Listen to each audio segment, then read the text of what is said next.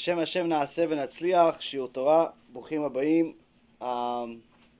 We are in our season finale of the Bitachon Be'Hashem based on the Bet Levi. Rav Soloveitchik, Alav Shalom, Rav Yosef Dov Soloveitchik. The series, this is number 19, Baruch Hashem. And a lot of people have been telling me that this is one of their favorites, or perhaps their favorite, out of some of the things that we've done, and many other lectures that are online talking about bitachon, because bitachon is one of the things the Gemara says is one of the things you need to work on a regular basis. It's something that needs constant chizuk. But as we've said in the past, our sages tell us that bitachon without yirat shamayim is not bitachon that will last a very long time. And the main reason is because if you simply just trust in Hashem that He's going to do everything for you, that's good. But if it's only one-sided, meaning you trust that He's going to do everything for you, but you're not going to do anything for Him, you're not going to keep Shabbat like you're supposed to, you're not going to learn Torah like you're supposed to, you're not going to watch your eyes like you're supposed to, you're simply, just going to do whatever you want, and but assume that Hashem is going to be there for you whenever you need Him. That's bitachon without yirat shamayim, and unfortunately, that type of bitachon ends up breaking at moment's notice. Just today, I saw. Actually, let me say refuah shlema before we start. So today's shiur will be for refuah shlema for Yochevet Batya, and also Levana Bat Sarah, David Ben Esriya, Doris Bat Jorah, Esther Bat Zipora, and all of Am Yisrael who have refuah shlema, refuat nefesh, refuat aguf. Anyway, so just today I saw, unfortunately, something that seems to be like a pattern. Something that seems to be like a pattern, where you see people that were considered mezakeh rabim. There were people that were giving shiurim to the public, try to get people to get closer to Hashem, and so you figured that's the guy that's the most religious. If he's up there on a stage, or behind a podium, or at the end of the table, telling you what Hashem said, or what Rabbi Nachman said, or the Lubavitcher Rebbe said, or Rav Ovadia said, or some rabbi said, in the name of HaKadosh Baruch Hu, you figure he's the most religious guy, he has the most amount of bitachon, he's the best, he's tzaddik, we should kiss his hand every time we see him, all that mumbo jumbo, right? But what happened, Rabotai, is that sometimes the speaker doesn't listen to his own speech. Meaning that the speaker, perhaps he's giving a lecture because he likes to help people, but there's also another reason. He likes to help himself. Maybe it's to help line his pockets, get a few extra shekels in his pocket. Maybe because he likes to get people to say Chazak u'Baruch, so he gets the kavod, he feels good about himself. He likes people saying, wow, that was such a good chidush, wow, you're such a good speaker, wow, wow, wow. Everywhere he goes, like, wow, wow, he's like a celebrity in the Jewish world. But eventually that all fails.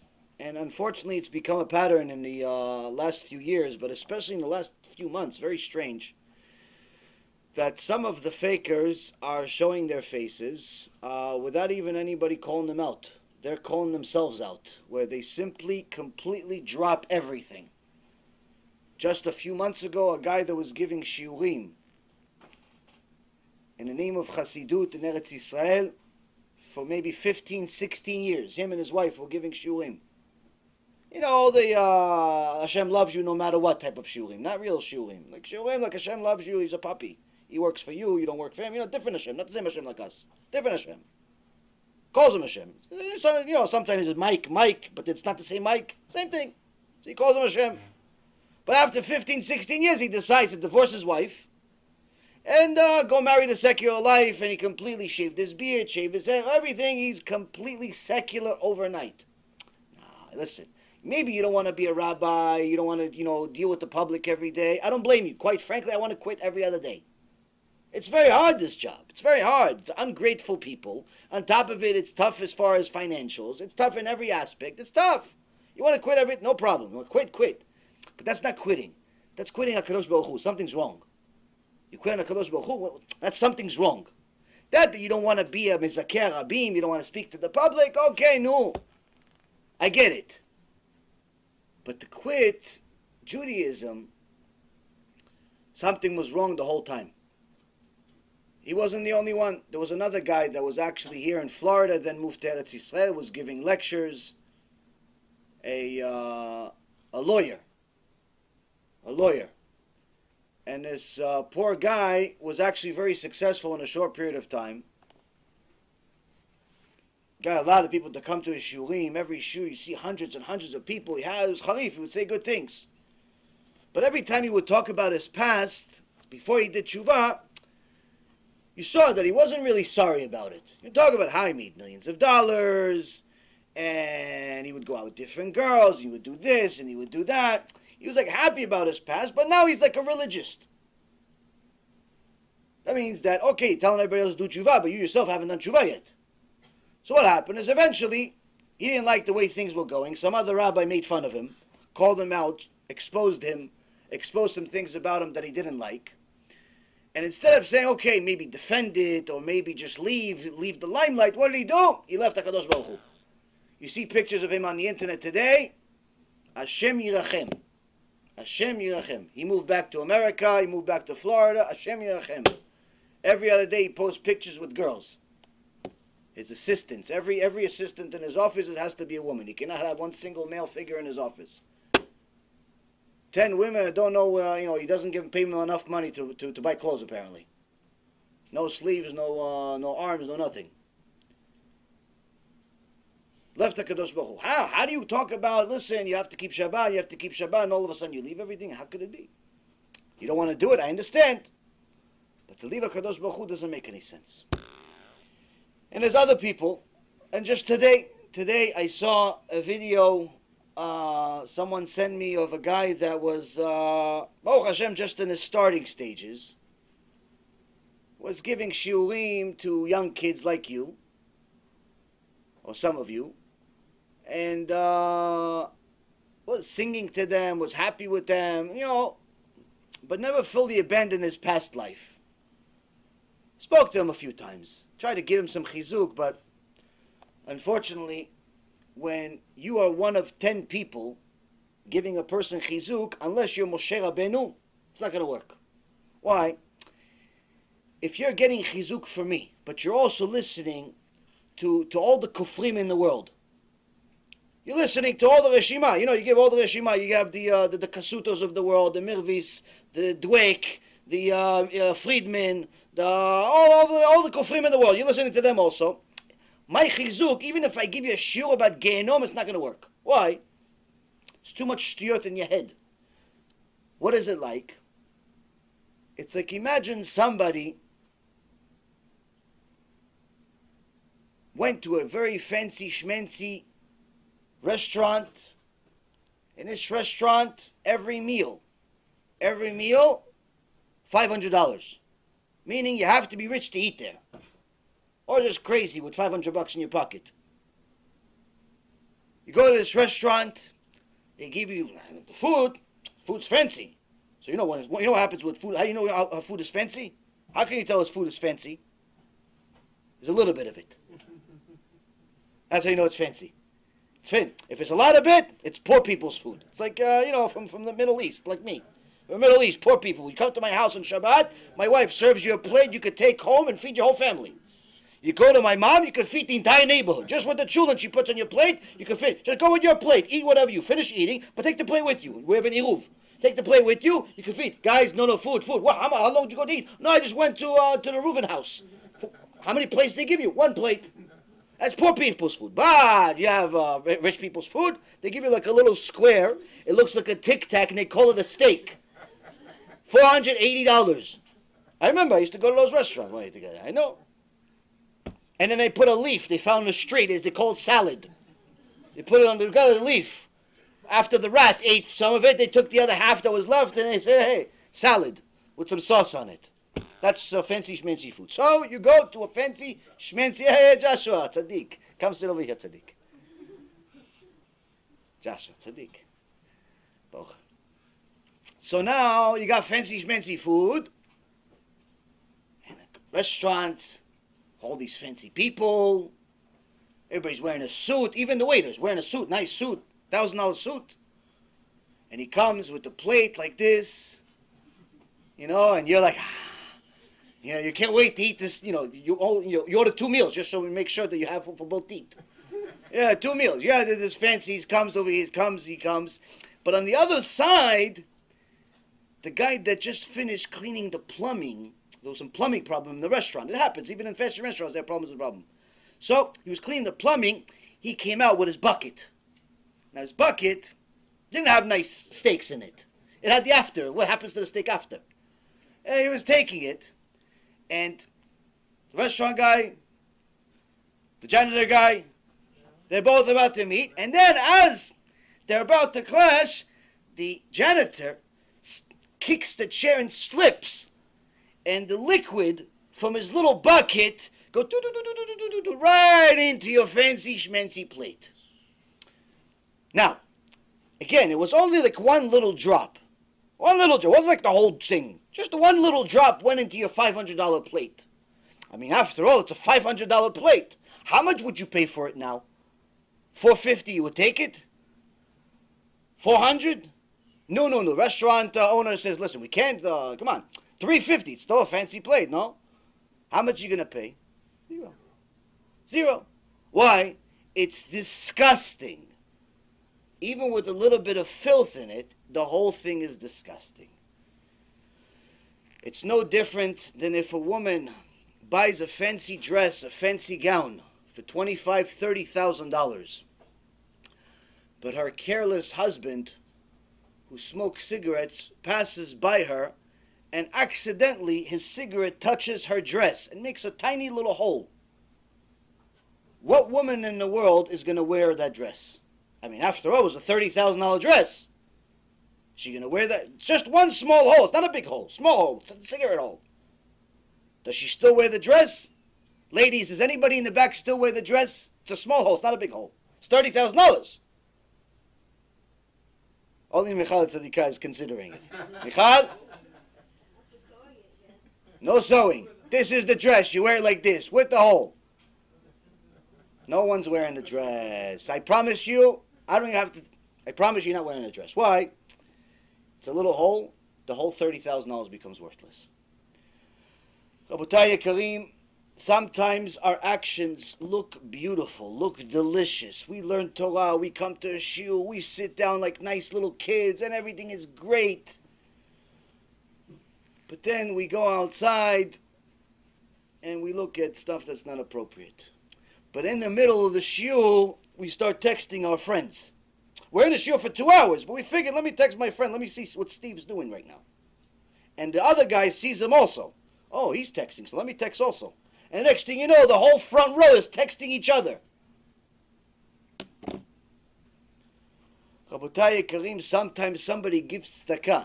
He gives tzedakah, but he tells the rabbi, listen, Rabbi, $1,000, I want to help Kiruv and all that stuff that you do. I like it. The BezatHashem.org, all the Kiruv, get people close to Hashem. I like it. But I want to make sure that on the bottom of your website, I want you to put my name. I want you to put my name so people know I donated to you. But if I don't put your name, no, don't put my name, I'm not donating. Sometimes we have beautiful actions that we ourselves ruin with filth. Filth that comes from ego, filth that comes from carelessness, filth that comes from simple stupidity. And unfortunately, Rabotai Karim, this is not exclusive to the general public only. It's also to speakers. It's also to people that are supposed to motivate the public to do tshuva. So when I saw a guy that didn't leave his past 100%, I told him, listen, you got to let go of this stuff that you do that's not exactly, doesn't look like a frum thing to do. No, I'm going to bring it back. I'm going to say it. Okay.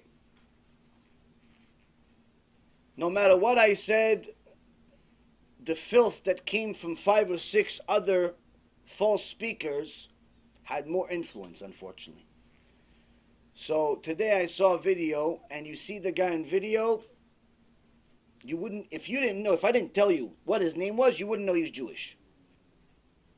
New haircut, new look, no kippah whatsoever, talking like he came from the projects. Mamash, this guy used to teach Torah a few months ago. Him? Where did he learn from? Wu-Tang Clan? Where did he learn Torah from? Where did he learn Torah from? So that means, Rabotai, that all the talk about bitachon and emunah and believe in Hashem and have faith in Hashem and Hashem loves you and all that nice stuff, that's all mumbo jumbo. If you're missing Yirat Shamayim, if you're missing real fear of HaKadosh Baruch Hu, because that means that you understand who you're dealing with. Now, the beautiful part about Yirat Shamayim is that if Yirat Shamayim, you have Yirat Shamayim, you have fear of HaKadosh Baruch Hu, it will eventually lead you to bitachon. But if you have bitachon by itself, it will not lead you to Yirat Shamayim, because it could be false. And that's why Rabbi Yitzchak Blazer, alav shalom, the Talmid of Rabbi Yisrael Misalant, says that Yirat Shamayim is the only thing in the world, it's the only fear in the world that you have to work on acquiring. Meaning, human beings, generally speaking, are afraid of everything. We're naturally afraid of everything. We're afraid of bugs. We're afraid of little animals that we don't know what they are. Something touches your foot, you all of a sudden, what happened? Nothing, buddy. It was like the wind or something. It was like some piece of paper that was like sticking out. Relax, it's nothing. Huh? You sure? You sure it's not a rat? Okay, even if it's a rat, what's it going to do to you? Steal your money? What is it going to do to you? What's it going to do? Steal, go date your wife? What's he going to do? He's a rat. Okay, so he touched his tail, touched you. Big deal. We're scared of everything. Scared of everything. We're scared of the unknown, the future. Oh, what am I going to do? How am I going to retire? How am I going to set up for retirement? I'm only making $600 a week. You know how much it costs to retire? Retirement is so expensive. Just the insurance and the mortgage. I'm like, hey, buddy, you're 22 years old. What retirement? What retirement? What are you talking about? Retirement? You're 22. 40 years from now, then we'll talk. Worried about being alone. Oh, what am I going to do? I'm lonely. Did you look for a shidduch? Did you look for something? No, I'm busy working so I can plan for retirement. Okay, so maybe Be'ezrat Hashem, by the time you retire, you'll find a shidduch because you'll have time to find somebody. People are worried about everything. Naturally. You don't have to scare them. Scary movies are just for people that are sadistic. Scary people that watch scary movies, that's just people that just like to hurt themselves. Scary. Why? Because technically you're scared of everything anyway. You're scared of everything anyway. You're scared of not having money. You're scared of having too much money. You're scared of your parents dying. You're scared of your parents living. You're scared of the kids that you have, the kids that you don't have. You're scared your kid is going to do something in his pants that you don't want to see. You're scared that he's not going to do it. Chas v'shalom, you have to take him to the hospital. You're scared of so many things. That's, Rabotai Karim, naturally what we are all scared of.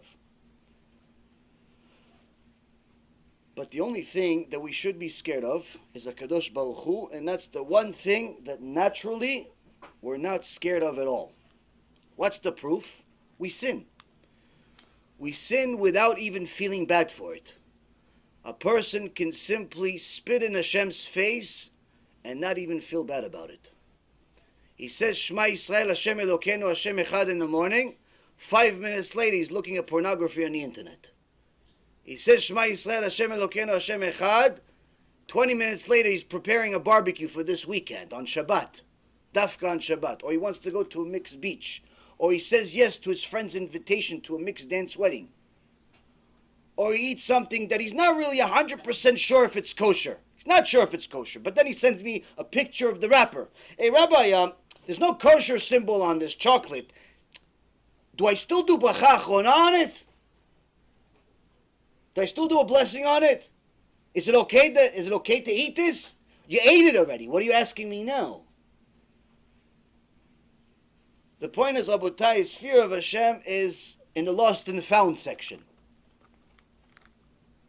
But it's important for us to find it. If we don't find it, and we don't find it quickly, we'll be wasting our life. Now, the Bet Levi has told us right in the beginning of this series that one of the 13 principles of faith, of how HaKadosh Baruch Hu pays reward to the righteous, punishes the wicked, it's actually, this particular tool is a tool that HaKadosh Baruch Hu uses very effectively when it comes to bitachon. How so? And he said in the beginning of the series that if you're afraid of something, when you don't have to be, that fear itself can cause the thing that you're afraid of to happen. Meaning that if a person has confidence in HaKadosh Baruch Hu, automatically he brings good on himself. On the other hand, if a person is afraid of something that's not Hashem, he's afraid of not having money, he's afraid of being alone, he's afraid of losing his job, he's afraid of a bunch of things that's not Hashem.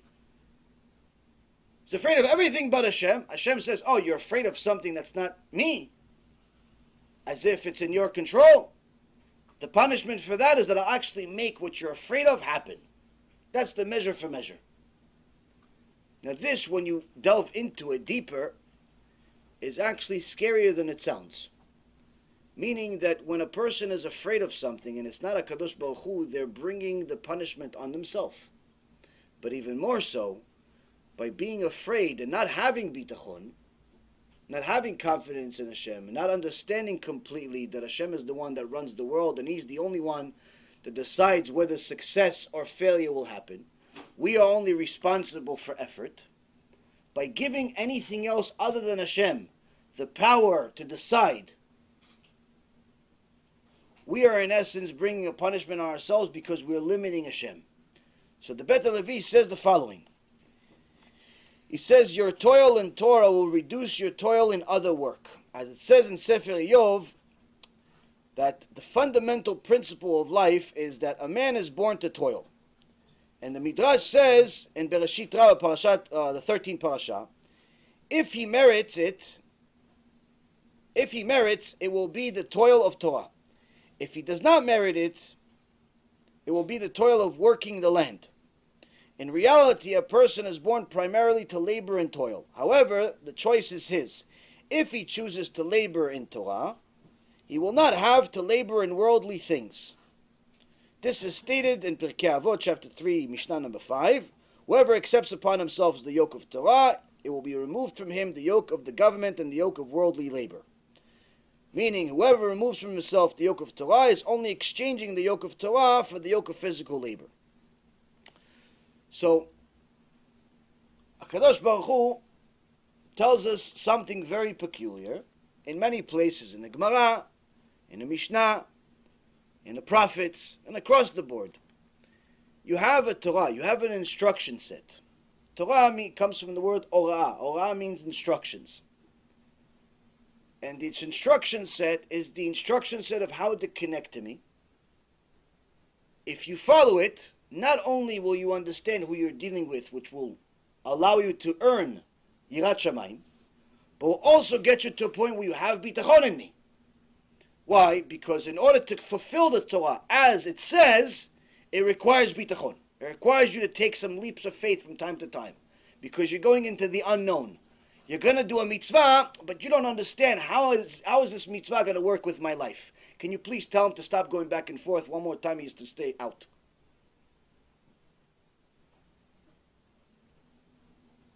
The point is, Rabotai, is that a person needs to have bitachon to fulfill the Torah. Why? You look at the entire world. We live in America, in Edom. Okay? We live in America.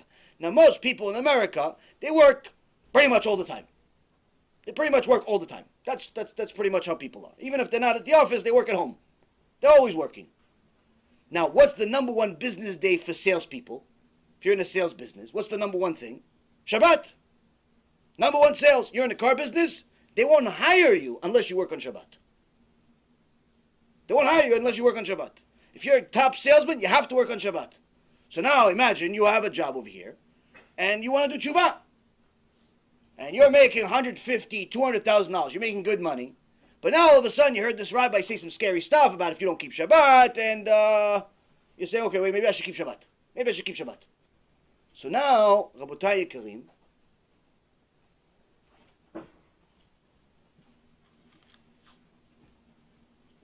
now you understand that you have to take off Shabbat. Why? Because you can work on Shabbat. But not only you have to take off Shabbat, Friday becomes a half a day. You might as well not go in. Why? Shabbat comes in sometimes during the year at like 4:30. You can't show up at home at 4 o'clock if you want to keep Shabbat. Why? You have to prepare, you have to cook, you have to clean, you have to get yourself ready. You can't show up a half hour before Shabbat or even an hour before Shabbat thinking your Shabbat's going to be anything to look forward to. You have to already stop your day already 2 hours before Shabbat. So what are you going to do? You tell the guy, listen, I got a key and I got to change my schedule. I'm going to work extra on Sunday. I'm going to work extra during the week. I won't leave at 7. I'll leave at 9, and so on and so forth. Now, to do that requires a lot of bitachon. Why? You have to have bitachon. Number one, that he's not going to fire you. The boss. So I say, what do you mean? You're not going to work for us? You're the top salesman in the company. And you're not going to work on Shabbat? Are you out of your mind? We're going to lose all millions of dollars of sales because of this new hobby of yours called Shabbat. What do you call this thing of yours? All my other Jewish friends don't keep Shabbat. What are you doing this thing for? That's what he's going to tell you. All my Jewish friends don't keep, they work on Shabbat. He'll even give you examples of all the millionaires that he knows that work on Shabbat. So now you're hoping, number one, he doesn't fire you. Number two, it's even bigger emunah. Let's say you have a boss that's actually a decent human being. He says, listen, as long as you're going to make up for it during the rest of the week, you're going to work longer hours, you're going to hit your quota. I don't really care how you do it. Whether you work on Saturday, on the Shabbat of yours, or you don't work, that doesn't really make a difference to me. You're going to hit your quota. I don't care if you work 1 day a week. But you're going to hit your quota, no problem. Let's say you have a boss like that, which happens sometimes. Now you have to have the emunah and bitachon and Hashem that you're actually going to meet your quota without working on the number 1 day of the week. For sales. For business. That's a lot of bitachon. I had a student 5 years ago who went through that same exact nisayon. He was actually working in the car business. And he was a top salesman. And he told his boss, listen, I can't work on Shabbat anymore. I have to change my life and so on and so forth. He happened to be lucky that his boss liked him and he liked his sales also. And he said, okay, go for it. And he says that after he took off Shabbat, initially, he thought he was going to make less money, but HaKadosh Baruch Hu gave him a blessing. He ended up making more money without working on Shabbat. Shortly later, I had another student. Worked for AT&T. And AT&T, I never knew it, but AT&T has a very interesting way of managing their schedule of all the people that do the lines, that put cable in your houses and all the technology stuff. So anyway, they don't ask you what schedule you want. They simply just give it to you. So this guy, Russian guy, when he came to me, he was a complete atheist. Within 3 shiurim, Baruch Hashem, he believed in God. After 5 shiurim, he was learning Torah every day. CDs, books, this, that. But then after a couple of months, he tells me, listen, I want to keep Shabbat, but I can't work on Shabbat. What am I going to do? I said, tell your company you can't work on Shabbat. He says, hey, there's no system. You can't do that with AT&T. It's a big company. It's not like a boss. You have to tell the manager has to tell the manager, and the manager has to tell the manager, and the manager has to tell the manager. By the time they finish telling the managers, the year is over already. So many managers. Just to take off 1 day. A sick day, you have to tell them you're going to be sick 3 weeks ahead. You have to be like a prophet. Listen, Tuesday, February 17th, 2027, I'm going to be sick. What are you going to have? Flu. I have the flu. Toothache. Mamash, it's like crazy schedule. I never knew. So I told him, listen, you have to trust in HaKadosh Baruch Hu. He goes, what trust in HaKadosh Baruch Hu? I don't talk to him. He goes, no, Hashem talks to you. Just through different things. Long story short, Rabotai, the guy takes the leap of faith. He tells the boss, I can't show up on Shabbat. The boss says, okay, so you can just collect your stuff and go to unemployment department because you're fired. No, I'm fired. I'm just saying I can't work on Shabbat. I don't want to quit. Because if you're not working on Saturday, you can work for AT&T. He goes, no, I want to work, but I can't. I have to do. He goes, listen, you signed a contract with us. When you signed out, you signed a contract. You sign a contract, this is going to be your days. You're going to work whenever we tell you. We're telling you this. Your religious freedom and stuff like that, you already signed it off at the beginning. Yeah, you have freedom of religion. Yeah, but you signed a contract that pretty much put that in the garbage. So he comes back to me, tells me, listen, they said I'm going to get fired. I said, okay, so quit. He goes, how am I going to pay my bills? I said, listen, you cannot work on Shabbat no matter what. Lose money, don't make a difference. Baruch Hashem, he was a good listener. And he went to the boss again. He says, listen, AT&T guy, I can't work on Shabbat. He said, okay, fine, so we'll find a replacement for you. Oh, you're going to find a replacement for just Shabbat? He goes, no, we're going to find a replacement for your whole route. No, I don't want to quit. Again, the whole thing again. Comes back to me again. Because he's not understanding. I said, forget about him. HaKadosh Baruch Hu is obviously making it really difficult for you. Why? He wants you to believe in him. He wants you to believe in him. He goes, yeah, but I believe in him already. He goes, no, you say you believe in him. You say it because you read it in a book and you heard me say some nice things and some jokes and some face, all that stuff that I do. You like it. But to show you believe, you have to do something about it. So the guy decides, okay, I'm going to tell the boss one more time. Listen, boss guy, I'm not coming on Shabbat. He goes, listen, you don't come on Shabbat, you're fired. He said, you can do what you want, but I'm not coming. Okay. Shabbat comes, he doesn't go. Keep Shabbat. Motzei Shabbat, he sees his phone has like 80 messages. Who are you? Huh? What's going on? Huh? Sunday, he goes to work like nothing happened. Boss says, what happened to you yesterday? Because I told you I'm not coming on Shabbat. He goes, listen, never ever do that again. Because I told you I'm not coming on Shabbat. He goes, never do that again. I'm going to fire you. I don't want to fire you. You're a nice guy. I like you. But you do good work. Don't ever do that again. He goes, I'm not coming on Shabbat. The next week, he's by me. He's not going over there, obviously. We don't go to AT&T on Shabbat. We chulent. So, he doesn't go on Shabbat. Motzei Shabbat, he sees this time less messages. But still a bunch of messages. Sunday he goes to work like nothing happened. Where were you? I told you I'm not coming on Shabbat. He goes, listen, one more time I'm going to fire you. This continues, Rabotai, for 6 months. 6 months! 6 months he continues not showing up on Shabbat. Eventually they stopped leaving him messages. After 6 months, he took my advice, started his own business. Baruch Hashem, made a little bit more money. And life continued after that. Sometimes, Rabotai Yekarim, you have to show HaKadosh Baruch Hu that you trust him. But the only way you're going to be able to do that is if you follow the instruction set, if you follow the Torah. If you don't learn Torah, then you're not going to know how to follow it. If you don't learn Torah, you're not going to know how to follow it. Meaning you have to learn Torah in order to actually exercise this bitachon. The problem, Rabotai, is that sometimes people pick and choose which part of the Torah they want to learn. They only want to learn the nice stuff, the good stories, the chassidut stuff that talks about nice miracles. But when it talks about fear, or it talks about disease, or it talks about reality, talks about war, no, that's too much for me. I don't want this. And that's a mistake. That's a mistake because when you are limiting the Torah, you're in essence also limiting HaKadosh Baruch Hu. Because you're limiting the way that he can communicate to you. Now, one of the things that messes with a lot of people is when they are very materialistic.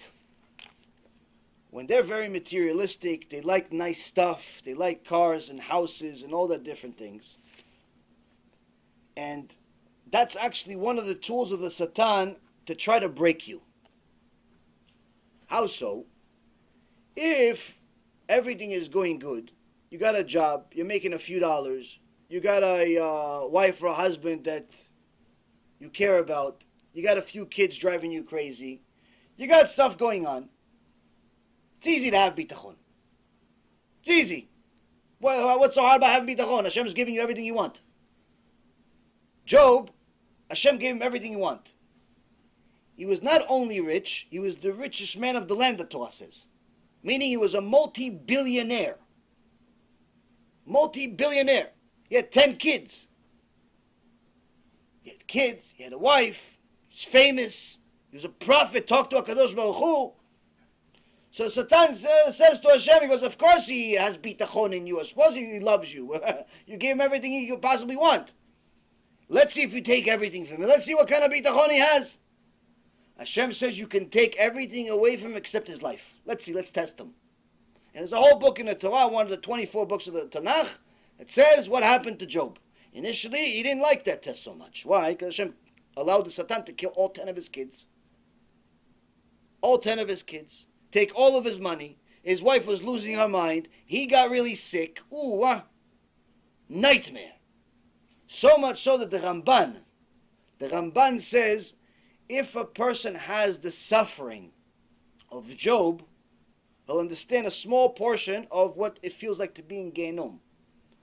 But even though Job felt this suffering, lost 10 kids, lost his health, there was worms coming out of his body, mamash, he became a despicable thing just sleeping in the streets, all of his friends became enemies, lost everything that he could possibly have. He experienced this for a year.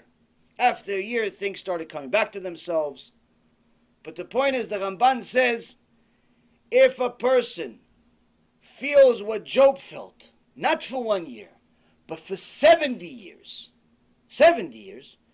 it's not going to be equivalent to a real moment, a real rega in Gehinnom. It'll give you a taste, if you have it, it'll give you a taste of what it could look like while you're still under the influence of the physical world. But in reality, it's nothing like it. 7 years of it's nothing like it, he says. Not even 1 year. Anyone that understands that statement immediately stops sinning. But the point is, Rabotai, is that when Job had everything, it was questionable whether his emunah was real. When we have everything we want, it's questionable whether our emunah and our bitachon is real. So what does Hashem do? He doesn't want to give every one of us a test like he gave Job and make us sick, lose family members, Hashem Yachem, and all types of things.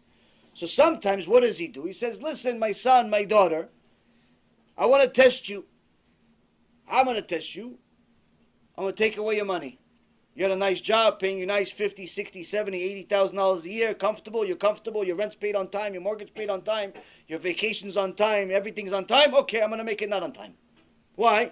The company's going to have layoffs. They're going to choose you as one of the 10,000 people they're going to lay off. And then you're not going to be able to find a job. Hashem Yachem. No one's going to want to hire you. Like you have some type of disease or something. You have tzarat. All of a sudden, no one wants to hire you. All of a sudden, you don't have any money. All of a sudden, you have to borrow money from family and friends because you don't know how to survive.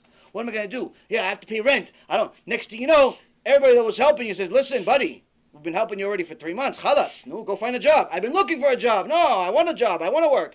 Listen, I can't help you anymore. All of a sudden, the hand that's feeding you, that's helping you, doesn't want to help you anymore. Hashem makes you and puts you in a very desperate situation. Why? He wants to see, do you really believe in me or no? He wants to see. Why? Apparently, you need the test. I don't know, I'm not Hashem. So I don't know why you need the test, or why I need the test, or why anybody needs the test. But apparently, HaKadosh Baruch Hu gives many people this test. He takes away money. But sometimes people don't take it well. I spoke to a guy that was a multimillionaire just last week. Now, he was crying about the fact that he used to have many millions, and now somebody stole like $30 million from him. And now he only has like, a few million left. Poor guy. Give me the few $1 million. I can figure out what to do with it.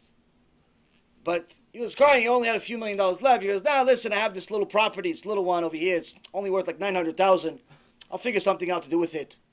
Like he was crying about that. I said, listen, maybe you should watch my personal story. I talk a little bit. I know a little bit about money. So I talk a little bit about it in the personal story. Anybody didn't watch, it's in there. So then he watches it. He says, wait a minute. I like the lecture. It's good. But at the end of the story, you said that you lost everything. Like to the last penny. I said, yeah, good. So you watched it then. He goes, if that happens to me, Hashem might as well kill me. That means, what does that mean, Rabotai? That means that his test must continue. Now, he lost 30 million so far.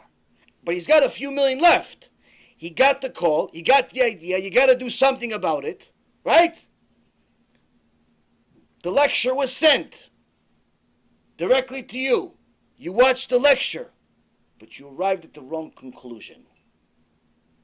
What's the conclusion? You should have arrived. Should have arrived. Oh, Baruch Hashem, I'm still alive. Baruch Hashem, I'm getting a second chance. Baruch Hashem, I don't have it as bad as this guy had it. Baruch Hashem, a lot of things. No, instead, what does he say? If Hashem's going to take all my money, he might as well kill me. Meaning you still value material so much so that it's more valuable to you than your life. You still didn't get the message. Sometimes people are that materialistic that they cannot see themselves without the material, without the house, without the kavod that people give them. And that destroys them. But the Zohar Kadosh says in the version of Matok Midvash, page 246, that some people that are very materialistic, they also have a special power. They have a special power. That if they know how to use their materialism for Kedusha, where instead of making all the avirot in the world with the money, all the sins in the world with the money, going to clubs, buying things you're not supposed to, seeing things you're not supposed to, going to places, all of the, actually using this money that they have for Kedusha, for good things. The Zohar Kadosh says they have a special power. What's this special power? They have the ability to bring the Shekhinah itself to their life and to the world. Meaning, HaKadosh Baruch Hu gave you a gift. He gave you a bunch of money.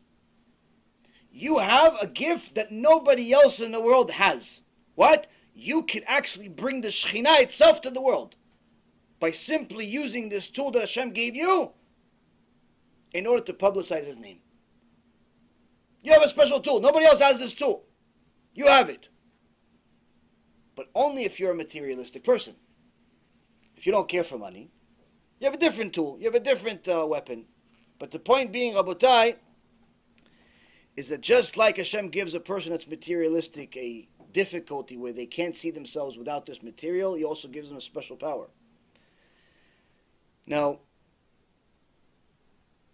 what ends up happening is that sometimes a person that cannot see beyond their current test and sees that they're starting to lose their money, sees that starting to lose their job and their hope and so on, they start losing their faith in HaKadosh Baruch Hu. Because now they say, listen, I lost my money, I lost my job, I lost to this, I lost to that, so Hashem should give it back to me if I do this, this, and this. So he does this, this, and this, and it doesn't work. He lost his money on this one, so he figures, okay, I lost money on this investment, so I'm going to take the other money that I have left and put it in a different investment, and I'll make all my money back from this other investment. That's how Hashem is going to pay me back. And it doesn't work. In fact, he loses even more money. So he said, no. So now he lost a little bit of faith, but then he gives Hashem conditions. He goes, okay, fine, Hashem, you messed up twice already. Okay, so I'm going to take the money that I have left, I'm going to put it in this next building. And now this building is going to skyrocket because the government's going to build some stadium around it and everybody's going to buy it. That's how I'm going to make the money back. And he puts everything on the next one, and he loses again. Why does he keep losing? Because he still didn't get the message. He still didn't get the point. He still didn't pass the test. He's still limiting HaKadosh Baruch Hu.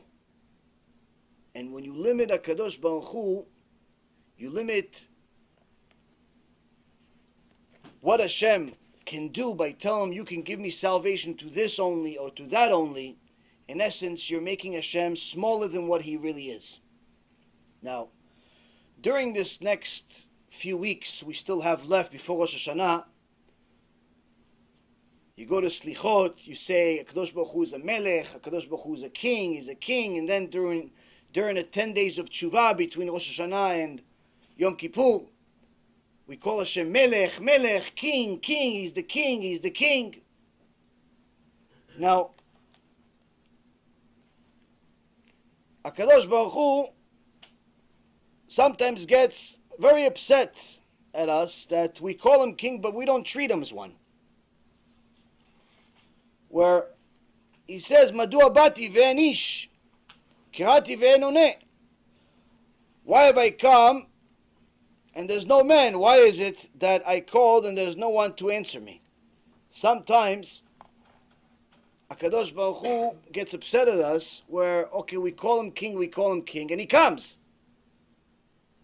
He comes to the shul, but the shul has become just a stepping stone for people to socialize.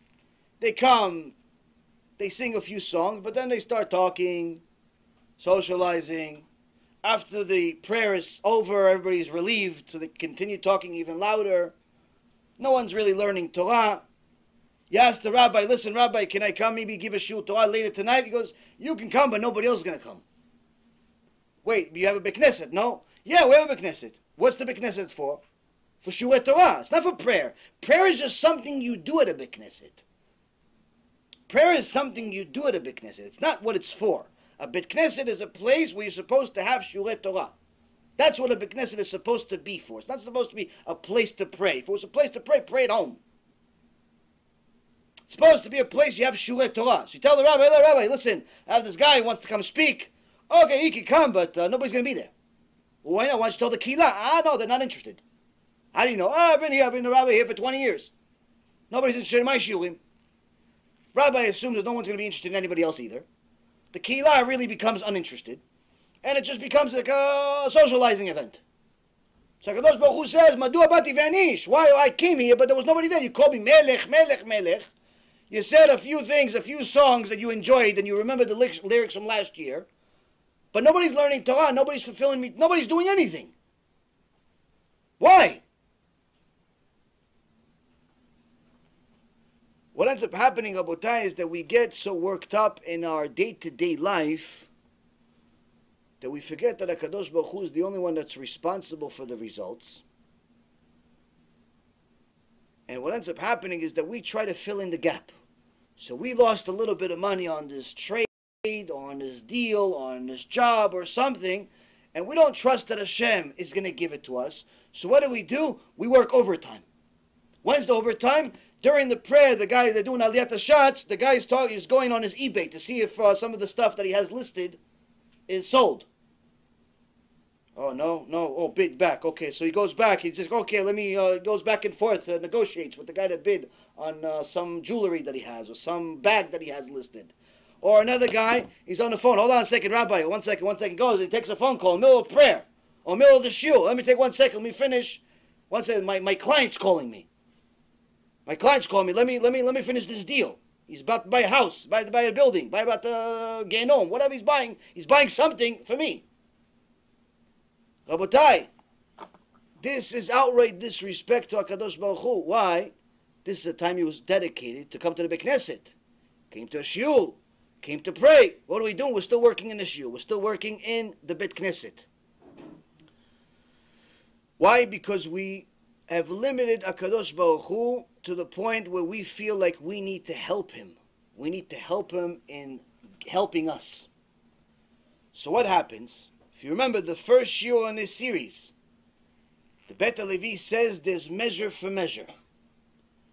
When you worry about something unnecessarily, that's exactly what Hashem makes you worry about, because now it really happens. That's what he punishes you with. So when you limit your avodat Hashem and mitzvot, then what does Hashem do? You force Hashem to be limited with his salvation for you. Meaning, you limited that HaKadosh Baruch Hu can't give you the money. You have to work extra. You have to work online at night. Instead of being with your family, instead of learning Torah, instead of doing something that's other than work, you're working at 9, 10, 11 o'clock at night. You're working non-stop. So Hashem says, oh, so you're thinking that you need to work non-stop even on the holiday, even on Shabbat, even Chol HaMoed, even this, even that, in order to make the money? Now I'm going to give you even bigger money problems. Why? Because that's what you're worried about. You're worried about money problems. So all that extra work will not only not yield you the money that you expected, but in fact you'll end up losing more. You'll lose more than you gain. Because you limited HaKadosh Baruch Hu. And the more a person limits HaKadosh Baruch Hu, the more HaKadosh Baruch Hu limits himself, his salvation. Why? Because on one hand, You went there on Yom Kippur. You went there Rosh Hashanah. And you said, Hashem, Ata Melech. You're a king, you're a king, you're a king. The minimum requirement to be a king is that everybody listens to him. Minimum requirement for someone to be a king is everyone listens to him. So if Hashem says you have to learn Torah, V'gita bo yomam v'layla, you have to learn Torah in the morning, you have to learn Torah at night. But you learn Torah whenever you get a chance on a Tuesday. If you have time, if you're not working, because the clients didn't come. You learn Torah twice a week for a half hour. And sometimes in the car, it's in the background. And sometimes when somebody else is playing it and you're forced to listen. And sometimes when you have nothing else to do. And sometimes when you're at Bekneset and there's like a shiur between the prayers for 5.5 minutes. It's like you fit in Hashem. Kadosh Baruch Hu says, oh, you're fitting me in? Okay, the salvation will fit in somehow. You're going to get a little bit of baby salvation. You're asking for $1 million, I'll give you $10. What do you need? A mortgage payment? How much do you need mortgage? $3,000? Okay, I'll give you 30. Yeah, but Hashem, you're missing 2,970. You're missing a whole lot more than that, buddy. You limited your learning Torah because you thought you need to help me make money. Okay, so I'll limit your salvation. That's midah keneged midah. That's measure for measure. If you sing HaKadosh Baruch Hu is a melech, like every Jew, whether you're Ashkenazi, Sfaradi, Litai, Hasidish, whatever you are. Right now is a time of the year where every Jew that remembers that he's still a Jew is singing to HaKadosh Baruch Hu, Ata Melech, you are the king. If you're going to be singing to Hashem, Hashem, you're the king, but you don't treat him like one, it's even more of an issue that you have. It's even more of an issue. Now, obviously, not calling him king, you have a different shiur. Pirkei Avot number 84. But if you remember that he's a king, but you don't treat him like one, you're limiting his salvation. Now,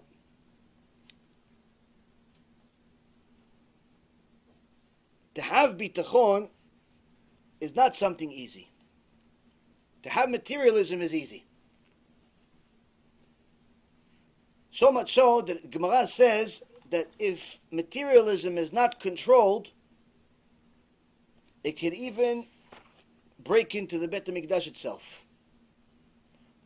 The Gemara Masechet Yomah, page 23a, says that the way that the Kohanim did their servitude at the Bet HaMikdash had to change at some point. How so? They have each Kohen, there was teams of Kohanim, and each one had to get a specific job for the Korbanot every day. Now, initially they would give different people different things, but they saw that everybody was fighting over it. So they had an auction process. Not with money, but they'll have like a goral, like a lottery. Lottery is better said, not an auction. Lottery. Lottery for, so the Kohen will get this, will get that. But there was one specific thing that everybody wanted to win. And it was the Ktoret. All of the Kohanim wanted to win to be able to do the service of HaKadosh Baruch Hu in the Bet HaMikdash of the Ktoret, the incense offering. Why? Because this specific Ktoret, anyone that got it could only get it once. Anyone that got it could only get it once. Why? If you got it, guaranteed to be rich. That's the reward from Shamayim. You did this offering, there was thousands of Kohanim. So you couldn't just say, okay, I'll just wait till Tuesday, eventually they'll get to me. No, there's thousands of people before you. But if you got it, the reward from Shamayim, you did it, you become rich. So everybody wanted this. How much did they want to be rich? One time, they had before they changed the system, they said whoever shows up to the Mizbeach, to the place first, he's going to be the one that gets it. So the Kohanim would run.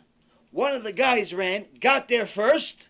The guy behind him that got next to him like a step later, took a knife, stabbed him, killed him at the Bet HaMikdash. committed murder inside the Beit HaMikdash.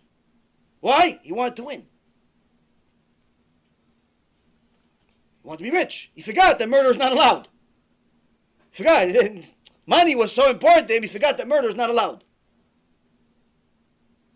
Now this wasn't enough. Rabbi Tzadok says in the Gemara Masechet Yomah that the tzaddikim at the generation, they said, okay, this is a one happenstance. It only happened once. You know, murder happens. You know, crazy stuff happens, but people are going to get the hint. No, they didn't get the hint. Shortly later, there was another chase, another thing. One of the guys won the race, got to the bima first. The other guy pushed him off. He ended up breaking his leg. Said, okay, now we're seeing you guys are cuckoos. You're fighting over money too much. Okay, now we're going to have a lotto and this and that. They have to change the whole structure of how the Kohanim got their tafkid. Meaning that somebody's addiction to material could be so blinding, he could forget his Avodat Hashem altogether. And that's actually one of the things that we learn in the parasha last week, Parashat Shoftim, where it says, "Velo tikach shochad, ki ha-shochad ya'aver einei chachamim ve'yisalef divrei tzadikim, tzedek tzedek tirdof leman tichyeh."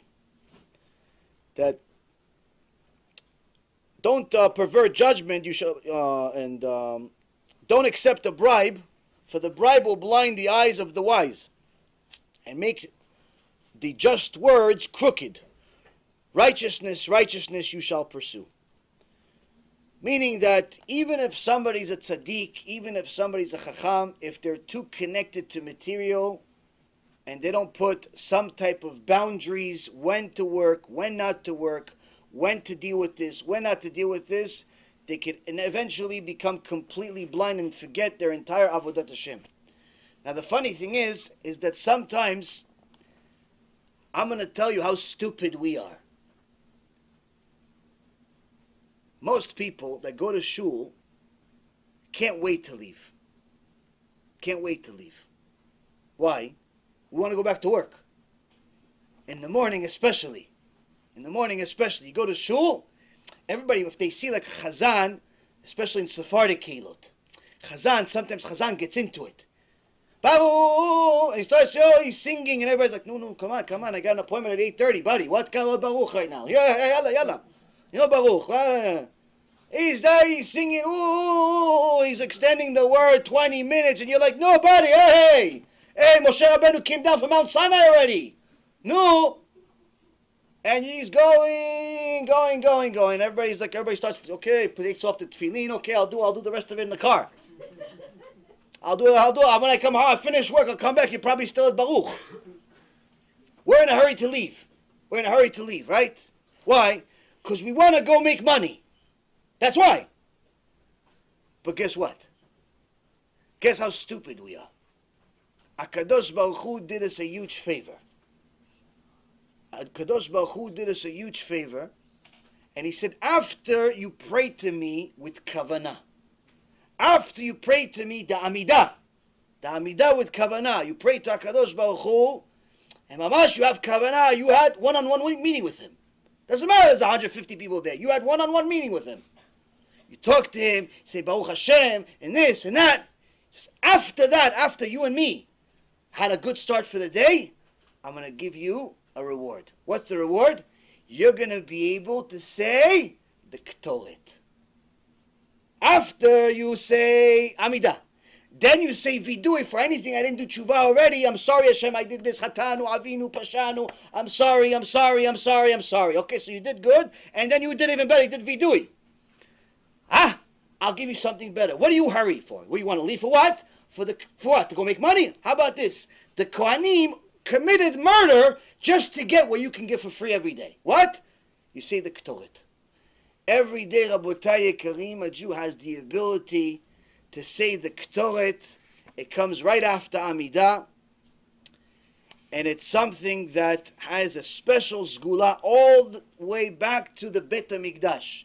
That if you do it with full kavanah, with full meaning, you understand the words, you say the words, it helps your parnasah tremendously. Checked and verified. instead of being in a hurry to finish the Ktoret, to finish the prayer, to go already to Alenu L'Shabeach, some people already walk out at Alenu L'Shabeach. No, I'll do the rest in the car. I'll do the rest tomorrow. I'll do the rest next week. I'll catch up. I'll do Alenu L'Shabeach for 7 times in a row. Instead of that, HaKadosh Baruch Hu said to you, no, my son, you don't need to do all that. You don't need to hurry to anything. All you need to do is just pray, use these tools, and all the parnassah that you want will come to you. All the parnassah that you want will come to you. But sometimes we think that we need to help Hashem. And we end up ruining the blessing. There was one time, 2 couples. And both of these couples came to one of the Gdolim in Eretz Yisrael. And they cried to the Gdolim. Why? They couldn't have kids. Been married already for a while. And they went to the doctors and they said, listen, the doctor says, listen, kids, you better start looking at adoption. Now, the Gdolim in Am Yisrael, it's very common for them to get very upset when doctors say stupid things like that. Such as, no, you're not going to be able to have a kid. Especially Rav Kook, Shichyeh, Rav David Abu Chatzira, the grandson of the Baba Sali. If you go to them for asking for a blessing because you want kids, you want a good blessing, just tell them, and the doctor said, I can't have kids. Ooh, they get so upset, they say, definitely going to have kids this year. And it happens. Why? Who are these doctors to decide? Kadosh Baruch Hu decides. So these 2 couples came to one of the Gedolim and said, Rabbi, the doctor says no kids. Can't have kids. The rabbi said, you're going to have a kid this year. Not only you're going to have a kid this year. Who are these doctors? A year later, both couples come back. Both couples come back to the rabbi. One couple comes with a kid and wants to say thank you to the Rav. For the Rav, I want to thank you very much. We just had a baby. And thank you for the Rav for the blessing. Waiting for 10 years for this. One blessing from the Rav, Ishtabach Shemo La'ad. The friend also came. They became friends when they were all both waiting on the line a year before. They weren't friends beforehand. They got friends, became friends, they were on the line. They both had the same problem. But he's coming with complaints. The couple comes with complaints. Rabbi, hey, we came with them, same time, you got the blessing, they got a kid, we got babkis. We get nothing, bro. What, was it selective, Ashkenazi, Sfaradi, what happened? The Rav says to them, hold on. The first one to the couple that had the baby goes, after I gave you the blessing, and I said, B'ezrat Hashem, this year you're going to have a kid. What did you do after you left? So the Rav says we're going to have a kid. So we went shopping. We bought the little carriage for the kid. And we bought the where the baby's going to sit, and a little teddy bear. The Rav said we're going to have a kid. So we bought the stuff to get ready. And he asked the couple next to them that didn't have the kid. He says, what did you do? What did you do when I said to you, B'ezrat Hashem, you're going to have a kid? He goes, well, after we went to the doctor. We said the rabbi says we're going to have a kid.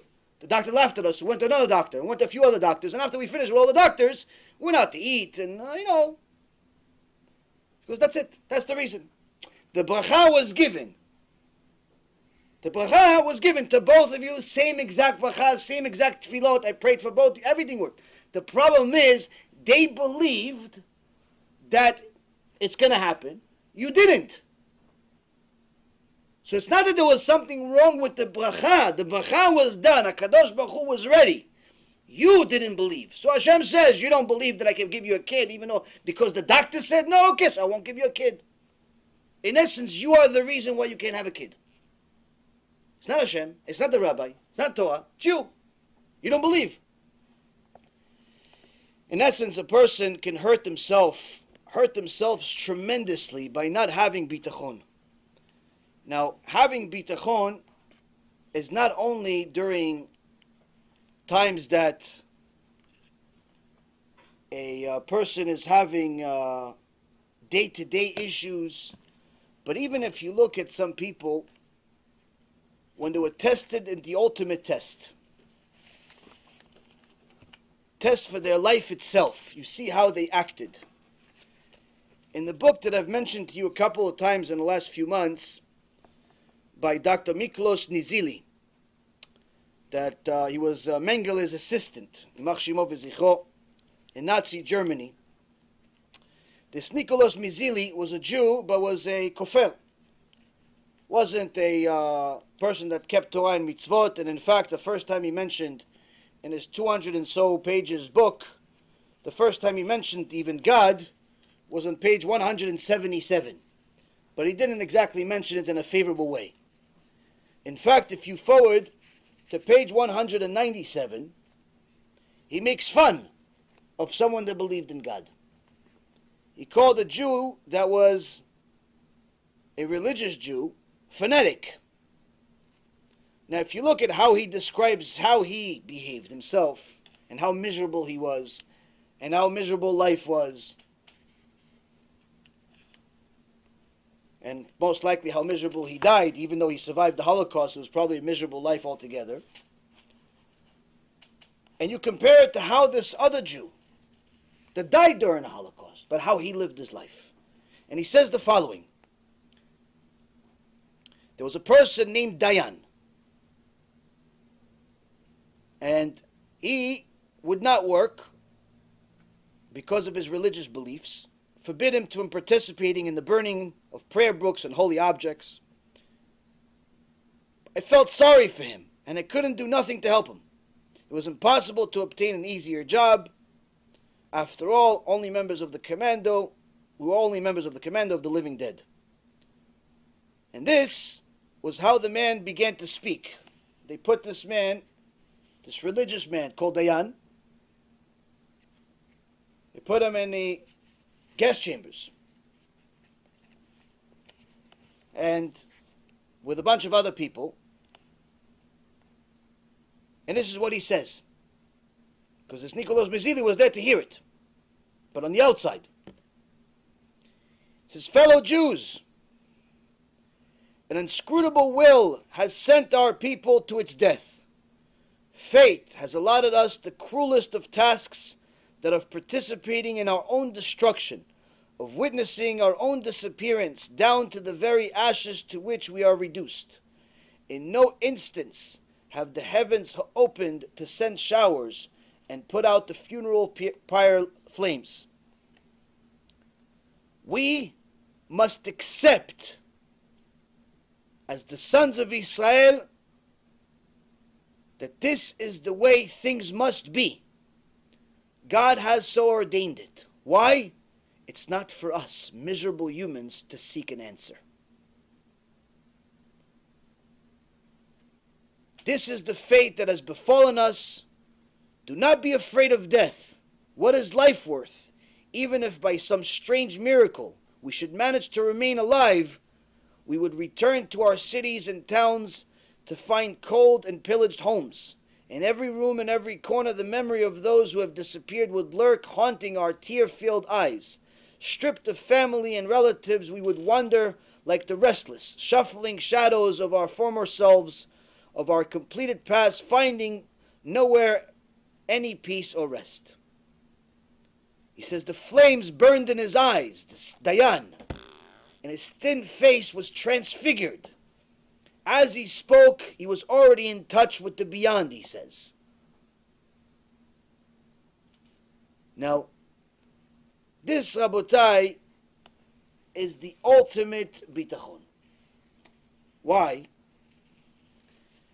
When push comes to shove, you have bitachon when it comes to money, okay, chazaku baruch. You have bitachon when it comes to this, chazaku baruch. But you have bitachon when death is staring you in the face, that means that you have worked on this bitachon your entire life. That at the moment of truth, when the moment of truth was there, you knew what to say and you understood exactly what it meant.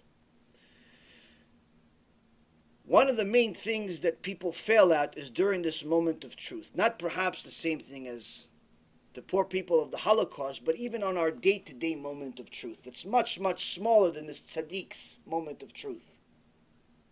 The Dayan's moment of truth, he knew exactly what to say. You have nothing to question.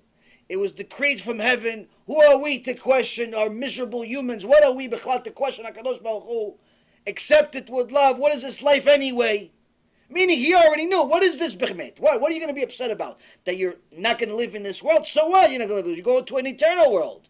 If you did what you were supposed to for 50, 60, 70, 80 years here, Baruch Hashem, thank God we'll live in this world. We're going to an eternal world of all good. What are you upset about? He knew, just like I know that you're all in front of me, and you know that I'm here, he knew where he was going, meaning he was going to an eternal world. How his judgment is going to be, what his judgment is going to be, he didn't know. But he knew this world is just a stepping stone. It's just a corridor to the real world. There's nothing to be upset about. You're just moving stages. You're just taking off the uniform and going somewhere else, changing uniform. A person that serves HaKadosh Baruch Hu with 100% bitachon is not worried about living in this world, money, no money, this, that. He knows he has a job, he has something to do, he does it. Hashem wants it to finish. Okay, finish, we go somewhere else.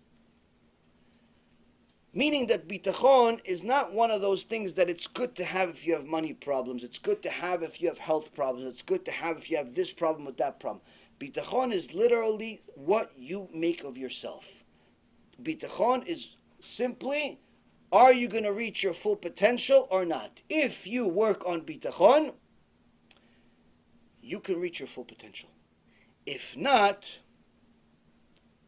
Hashem has to continue giving the tests.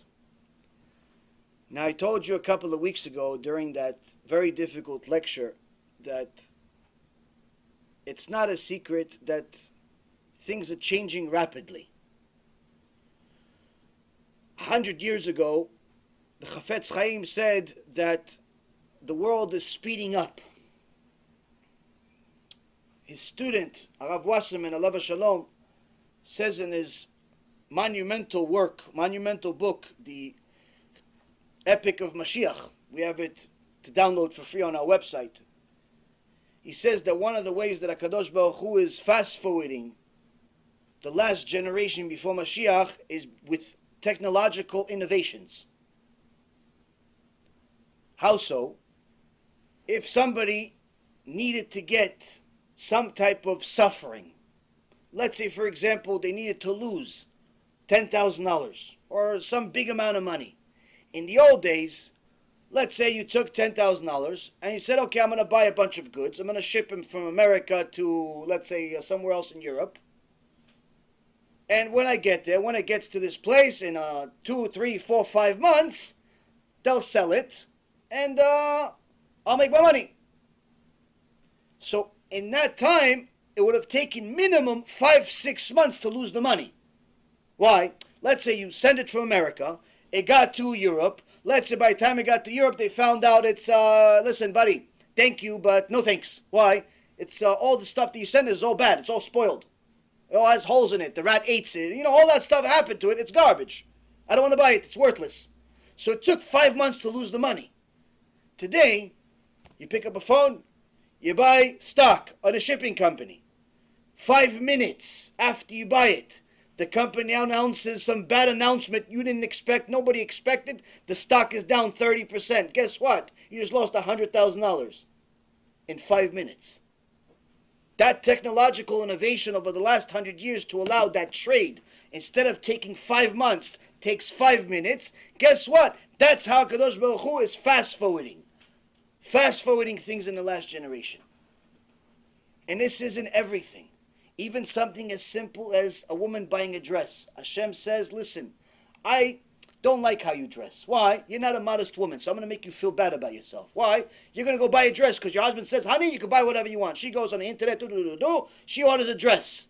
She orders a dress, it arrives the next day. Now, in the old days, it would have taken 3, 4, 5 months. Why 3, 4, 5 months? You had to send the husband or the servant or somebody to some guy that makes the fabric. Then the person has to bring the fabric back. That already is a couple of months worth of work. Then you have to take it to somebody to sew the dress after they measure you. And then only to find out after 4 months of working to make this whole dress or jacket that you don't like the color. And you feel bad about this waste of money and waste of time. But guess what? Hashem wants the bad feeling. So what does he do? He allows the dress to come overnight, free shipping. Overnight free shipping on Amazon Prime. Arrives. She's so happy. She's so excited. She has the event today. She planned that this dress is going to come right at the day that she has to wear it. She tried it out at the store, but she bought it on the internet anyway, which is a different issue altogether as far as Gnev Hadat. But anyway, point is, she went ready with the dress, right? She puts the dress on. This is not what I saw in the store. But she doesn't have any time. What is she going to do? Well, I'm going to wear the dress I wore in the last day. She feels bad. She doesn't want to go to the event. She cries the whole night. Rabotai, Kaparat Avonot, fast forwarded. This happens in a lot of ways. A lot of ways. HaKadosh Baruch Hu is fast forwarding things. Why? There's not much more time for us to do tshuva. There's not much more time for us to finally get the message and start working on ourselves, because even if a person starts doing tshuva today and starts to actually take things seriously, starts keeping Shabbat, starts putting on tzitzit, starts learning, I'll tell you the truth, I never said this before, but I have to. There's no guarantee he's going to make it to Olam Haba anyway. Do you know why? Because of all the filthy sins we've made our whole life.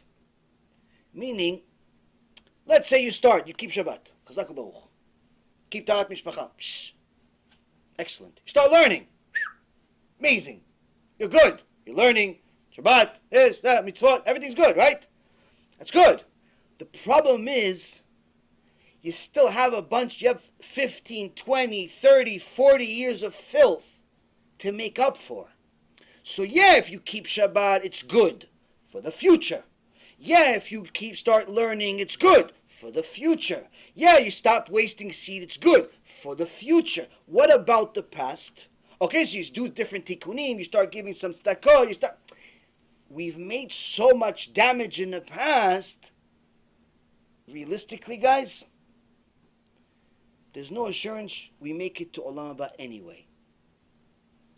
There's only one ticket. There's only one ticket that can give us a chance to actually get to Olam Haba. Not two, not three, and there's no discount. The Gemara in Masechet Sanhedrin, they ask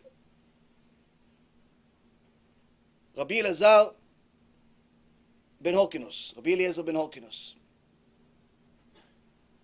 how do we make it at the time of Moshiach?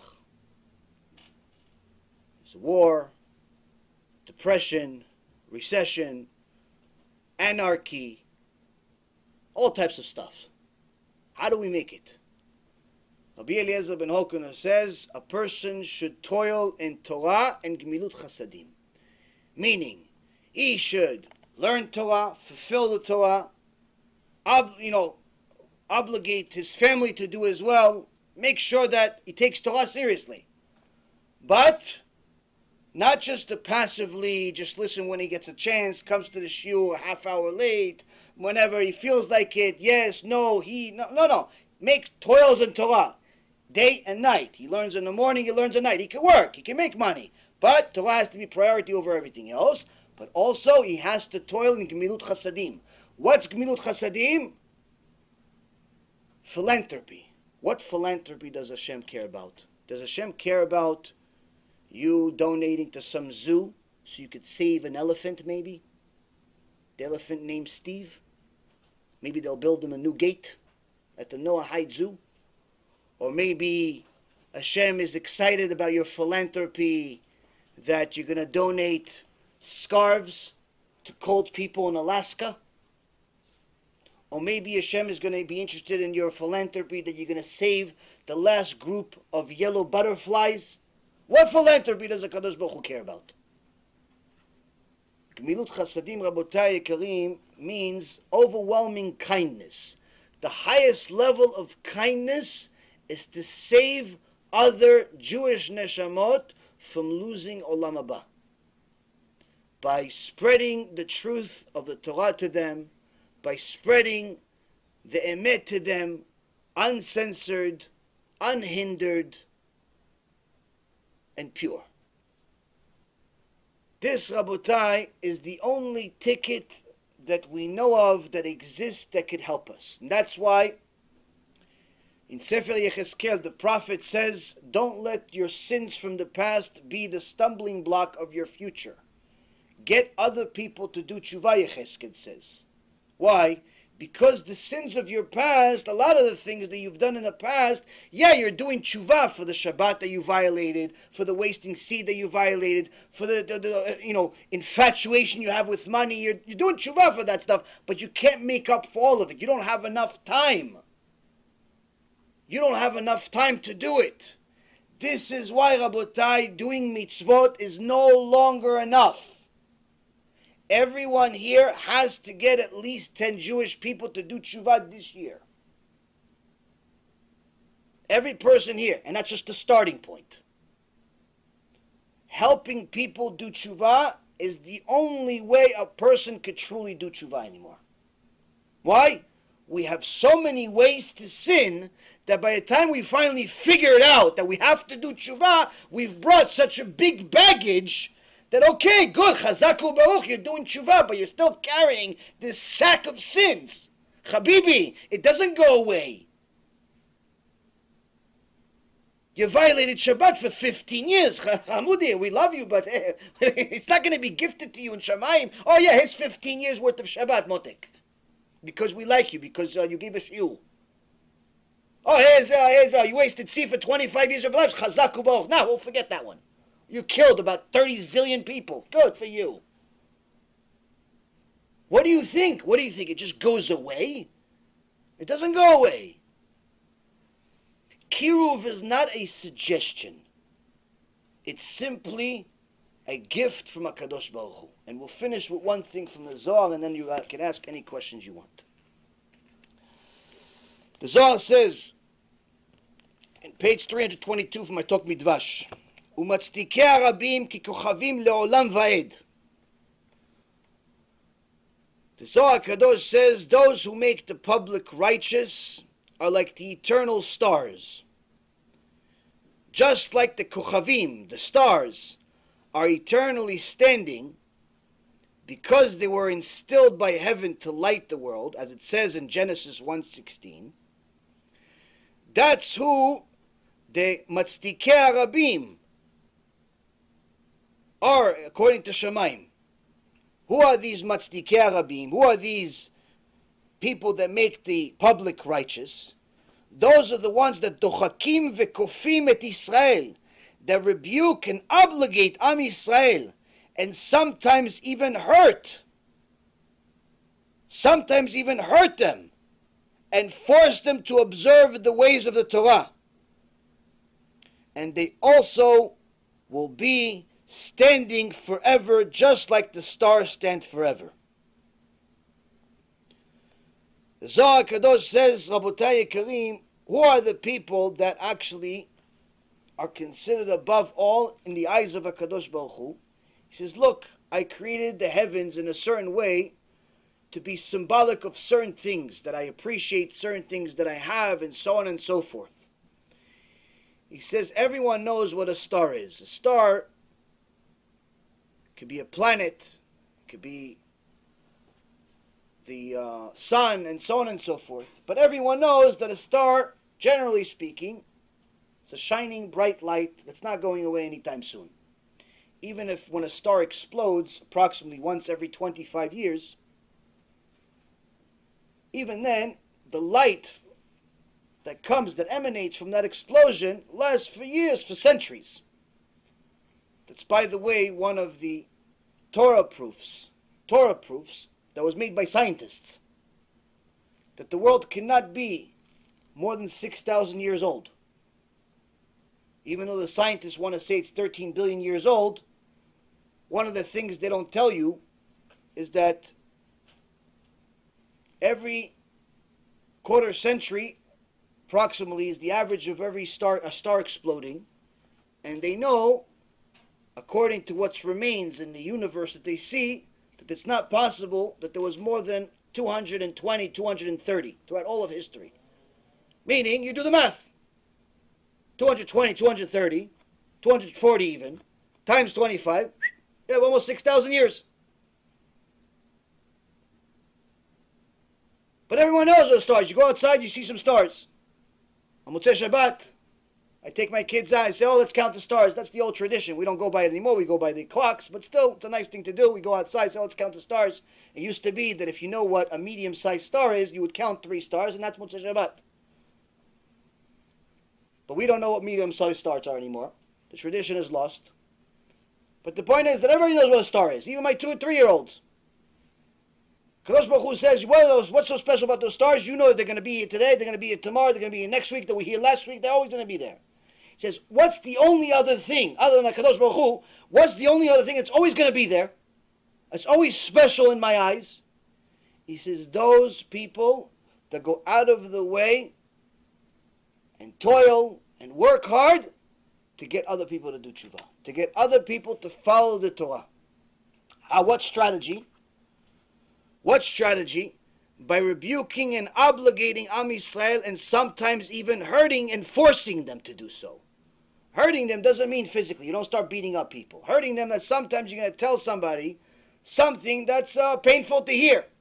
When you tell them, listen, Mechalel Shabbat is considered an idol worshiper in the eyes of Hashem. That hurts every normal human being.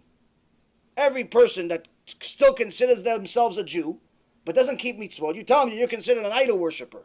You're considered like the Mustafa. You and Mustafa are the same thing. Actually, Mustafa is not going to be charged for murder, but you are. So you tell an average Israeli that this is what's happening in Shamayim, that's what their notebook says on them. They don't like it, it hurts. HaKadosh Baruch Hu says, good. That's a good strategy. Why? That's going to get them to do tshuva. That's going to get them to do tshuva. That's going to make you special in my eyes. Why? Rabotai, in last week's Parashat Shoftim, it says that Shoftim v'shotrim titen lecha bekol she'arecha, asher Adonai Elohecha noten lecha. Judges and officers shall you appoint in all of your cities, which Hashem your God gives you. What are these Shoftim and Shotrim supposed to do? These Shoftim and Shotrim, if they see a sinner, they're supposed to punish him. They see somebody sin, a sin that requires 39 malkot. They take a whip, they have to hit him. Trach, there's blood everywhere, it's a nightmare. But the Gemara Masechet Megillah, page 7b, says, after he gets his punishment, from the Bet Din here, from the Shofet, from the Shotel, he gets the punishment here. They gave him the 39 malkot, whips, and he's bleeding everywhere. Gemara says he is now achicha. Now that sinner, that rasha, now him, he's considered achicha. He's considered your brother. Whose brother? The judge's brother, the same one that just hit him. The same one that just hit him, you have to hug him now, kiss him, love him. Why? Because now that he got punished from the Bet Din here in this world, in Shamayim, there's no Bet Din anymore. Finished. You're not punished in both Bet Dins. If you're punished here, you go through Kaparat Avonot here. In Shamayim says, oh, file's clean. So now, Hashem says, I love this judge. I love this shoter. I love this guy that speaks hard. I love it, the guy that's talking to them, that gets them to cry at home after the shiur. I love that guy. Why? Because now they're going to do tshuva, and now in Shamayim, it's a clean slate. Now they're part of Am Yisrael again. Now I love him, HaKadosh Baruch Hu says. Why? Because the file is clean. The file is clean, it's perfect. There's nothing in there. There's no more murder. There's no more rape. There's no more Chilul Shabbat. There's no more nothing. Why? Because they did tshuva now. Kadosh Baruch Hu says, I love the Shofet and the Shoter so much, he's a star to me. She's a star to me. They're the stars. They're going to be here eternally above everyone else. So much so that the Chovot HaLevavot says, even if someone has Torah and mitzvot like Moshe Rabbeinu, he can never get to the level of someone that causes other people to do tshuva. That's how high a Kadosh Baruch Hu considers a person that helps others do tshuva. Now, to help people do tshuva today, Rabotai, is easy. You could literally do it with just a finger. Just a finger. All you got to do is take a shiur, share it. But don't take a shiur that's from some Care Bear rabbi. It's going to tell them they're perfectly tzaddikim. Because if somebody's a perfect tzaddik, he's not going to do tshuva. You take a shiur that rebukes the people and tells them the truth. You could use this one. You could use many others. We made a new film that came out today. There's many, many things you can do. You could also contribute. I understand that everybody likes to buy stuff from Amazon and other websites and new cars because one car is not enough, so everyone wants 2 cars or 3 cars as if they could drive all of them at once. And everyone wants to have a bigger house because, of course, what are you going to do with a house with only 3 bedrooms? You must have 6. And everyone wants to have a collection of watches because what are you going to do with only one watch? And everyone likes to spend their money on a bunch of shtiyot and a bunch of books that they're never going to read and a bunch of houses they're never going to live in and all that stuff. But at some point, find some money to give to HaKadosh Baruch Hu. At some point. At some point, Rabotai, you have to start giving for the sake of Am Yisrael doing tshuva. Now, I know that the holidays are coming up and everybody's eager to win the auctions at the Bet Knesset and buy the Aliyah for Yom Kippur and buy the Aliyah for Parnassah for Rosh Hashanah.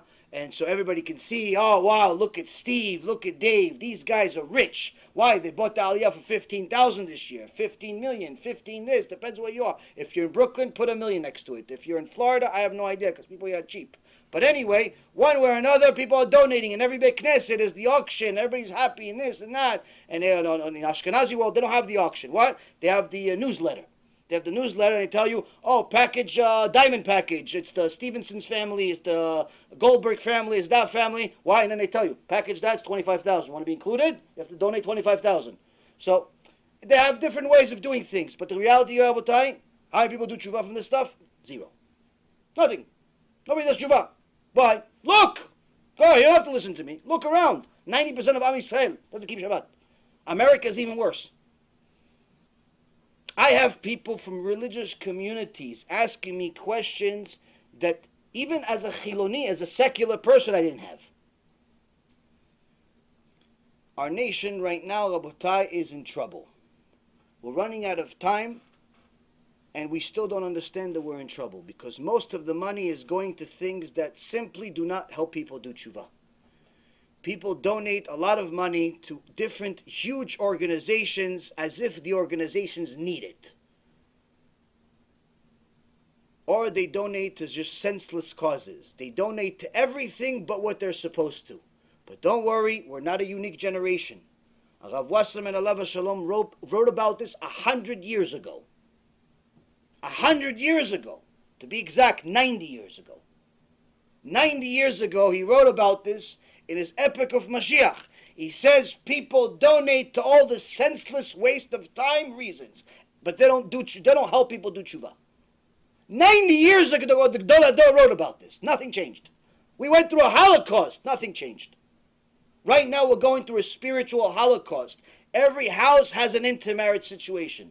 In America, you have intermarriage in almost 90% of the Jewish households, to such an extent that people think it's perfectly fine. Perfectly fine. I had this bankruptcy lawyer I used. Then I found out that his daughter married a goy. So I sent him a kiruv package. He got offended. He got offended by me. I sent him a kiruv package to show him, listen, you can do tshuva, help your daughter do tshuva. She married a goy. He got offended. What's wrong with the goy? What's wrong with Mustafa? What's wrong with him? What? He's a nice guy. Meaning that we are at a point, Rabotai, that we don't even understand that the sickness is a sickness. In the past, people that were intermarried, they left the community. They went somewhere else. They were somewhat still upset about it, embarrassed about it, but they wanted to live their life. Today, mutal, allowed. People do it. No, what's the problem? They celebrate it. Come, we're doing our wedding at the church, or at the Reform shul, or at the conservative shul, or at the whatever Orthodox shul sometimes.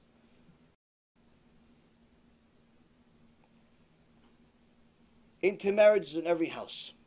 Homosexuality, Hashem Yirachem. Even the most religious communities in America have a problem of homosexuality. Wasting seed, it's an epidemic in practically every single yeshiva. Now, this is not to say Lashon Hara about Am Yisrael Chas v'Shalom. I love Am Yisrael. I love Am Yisrael, I think, more than anybody else that I know. But at least, for sure, as much as everybody else. One thing I can tell you is that without these types of lectures, without serious kiruv to let people know that we are sick, the situation will continue getting worse. Now, we could talk about all the bitachon in the world and all the emunah in the world.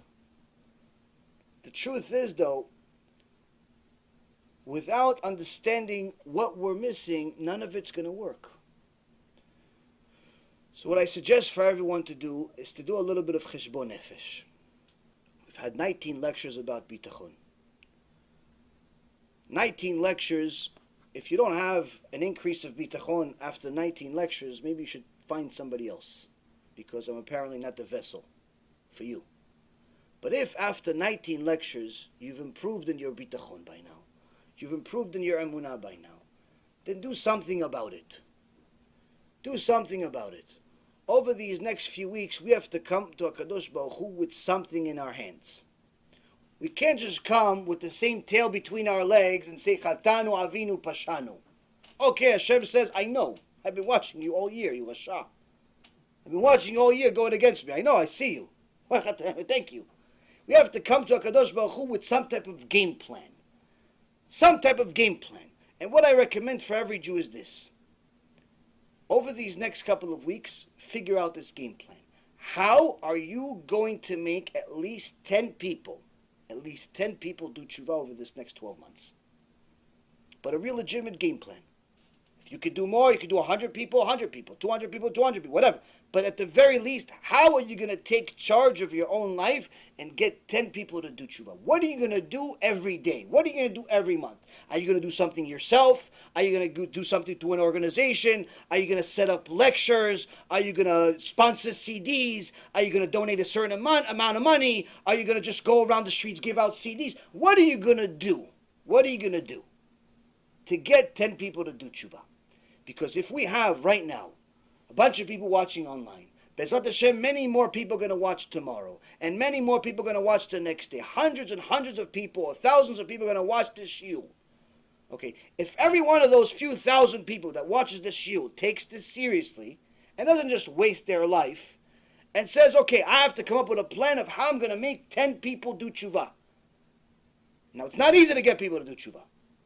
It's definitely not easy, but it's not impossible. You have to do something about it. Because if you show up to Shamayim, whenever that time is, whether it's to Rosh Hashanah or after or whenever, and you just tell them, Chatanu Avinu Pashanu, I'm sorry guys, it's not going to be enough. Doing mitzvot is not enough anymore. Why? Because the only way that we can make up for our own past crimes is by other people doing mitzvot. Because when they do mitzvot, it counts for us too. So now you got one guy to keep Shabbat, that means that every Shabbat you're keeping 2 Shabbats. You got 3 people to keep Shabbat, that means that every Shabbat you're keeping 4 Shabbats. So that makes up for the past 10 years. Now instead of you having to live 10 extra years somehow through some miracle, what are you going to do? Every Shabbat you're keeping 4 Shabbats, 5 Shabbats, 10 Shabbats, 20 Shabbats. Guess what? Within a year or two you made up for 10, 15 years worth of Chilul Shabbat. Same thing goes with wasting seed. You wasted seed for 10, 15, first 25 years of your life. It's not an easy fix, but guess what? You share these lectures, you sponsor CDs, you sponsor USBs about this specific issue. Other people do tshuva. Guess what? People do tshuva. They stop wasting seed. Every single time they would have done it, they don't do it because of you. Guess what? That's one more in your account, one more in your account. That's the easiest one to get people to do tshuva. As much as people think it's the hardest, it's actually the easiest. Why? There's the most amount of criminals. And everybody knows it's a problem. It's an open problem. People are open about it. It's easy fix. Send them the lecture, they do tshuva. It's not even rocket science. All you gotta do is just send them the lecture, they do tshuva. Sponsor a lecture, sponsor USB, sponsor CDs, do something about it. Some type of plan. Because we can't do it ourselves. There's not many that speak the truth. Needless to say, in English. there's not many that are willing to sacrifice their life to get people to do it. And last but not least, there's just not enough time. There's not enough time. You see what's going on in the world. Anyone that thinks that the situation politically, economically, or financially is good is simply living a dream. Right now, we are living an optical illusion. It's the silence before the storm. When the storm will erupt, I don't know. But I know that when it does, it's going to be too late. There's not going to be any more time for sharing CDs and sharing USBs and sharing lectures and donating money for Kiruv. It's too late. And that's why Arav Wasserman, Alav Shalom, says that there's going to be two types of people that are going to get the worst amount of punishment at the time of Mashiach. One, all of the rabbis that spoke falsely. All of the rabbis, all of the leaders, the politicians, the speakers that told people, you don't have to change. Everything is okay. It's just a bad season. It's just a bad economy. You're a tzaddik. You're a tzaddikah as you are. Hashem will accept you. Hashem needs you. All types of nonsense. No, we'll depend on Bibi Netanyahu. No, we have the Iron Dome. No, we have a lot of money. All of the people that give power to anything except Hashem. All of these people, he says, they will get the worst punishment of all. Second is people that have a lot of money. The people that have a lot of money but did not use it to get Am Yisrael to do tshuva. Those are the two people that will get this most severe punishment at the time of Mashiach. Why? Because you, two types of people, were the last hope for HaKadosh Baruch Hu. You were the last hope for HaKadosh Baruch Hu to save his children. He gave you tools. He gave you a shul, $30 million shul. He gave you a speaking ability that most people would die for. He gave you money that most people yearn for. He gave you the tools, and instead of saving his children from eternal Gehinnom, what'd you do? You saved yourself. You saved yourself. You just bought yourself another car. You bought yourself another house. You bought yourself a bunker. Whatever you bought yourself. So that's why, Rabotai, it's very important that we take these things seriously, because we're going to need a lot of bitachon. The first 18 shiurim were the preparation for this one, because we're going to need a lot of bitachon in the coming future, and one of the ways to get them is by literally fulfilling the Torah. Fulfilling the Torah, doing mitzvot, taking a leap of faith, pushing ourselves a little further than what we normally can. You were able to do $100 a month, now you do $150. You were able to study an hour a day, now you study an hour and a half. You were able to help one person, now you help two. You were able to say one word, now you say two. Whatever it is that you were doing, do more. Do whatever it is that you're doing, do more of it. That's the main thing that you can show up on Rosh Hashanah to HaKadosh Baruch Hu and say, okay, Hashem, I know I haven't been fantastic, but at least I have a plan for next year. Give me another shot. All of us made sins. All of us messed up. All of us did a bunch of different things we shouldn't have done. There's no such thing as not having sins. Everybody has sins. Some worse, some less worse. But the point is that every one of us has a way out. And that's helping Am Yisrael do tshuva. That's the main thing, Rabotai, that you need to do, but you're going to need to have a lot of bitachon to do it. And the reason why is because you're going to be the only one in your circle doing it. Meaning, you're going to be going against the tide. You're going to be the only one influencing people. If all of your friends are Kiruv people, then you got to find new friends. Why? You got to help people that actually do tshuva. Not just help each other do tshuva. You already did tshuva, they did tshuva, everybody did tshuva. You have to help a bunch of people that didn't do tshuva yet. Forget religion, no religion. Everybody's got to do tshuva. The point is that you have to get people that are not enthusiastic about doing tshuva. Now, the Gemara says, how can you tell if a fish is alive if it's in a river? If you see the fish in a river, the river's streaming, now how do you know if it's alive? Because if you say, oh, it's moving, well, the water is moving because it's a river, So it could potentially be moving to fish. It's not a real tell. So how can you tell if the fish is alive? If it's swimming against the current. Rabbi again, Allah Shalom, says, how can you tell if a Jew is alive? If it's swimming against the current. If you're doing the opposite of what your community is doing. Your community, doesn't matter where you live, is most likely numb. Most likely they're not as active as they should be in getting Am Yisrael to do tshuva. Most of the donations are to build buildings and more places to put Jews in, even though we're getting smaller in number of Jews. So you have to be that fish that swims against the current. To do that requires bitachon. Why? Because you're going to have to be the only lady in town walking around with CDs all the time, putting it in different stores. Like, what's wrong with this lady? Why don't you keep the CDs for yourself? Why does she keep coming back to this store? You have to be that strange lady that keeps putting CDs. You have to be that strange guy that goes to every little shawarma place, says, oh, you have any more Yashei Yitzhak? Okay, I'll put more. Why? Because no one else is doing it. You have to be the only guy that's the internet that constantly press share on every lecture. Share, in all the groups. Why? Why do you keep sharing everything? What, you watch all this stuff? Yeah.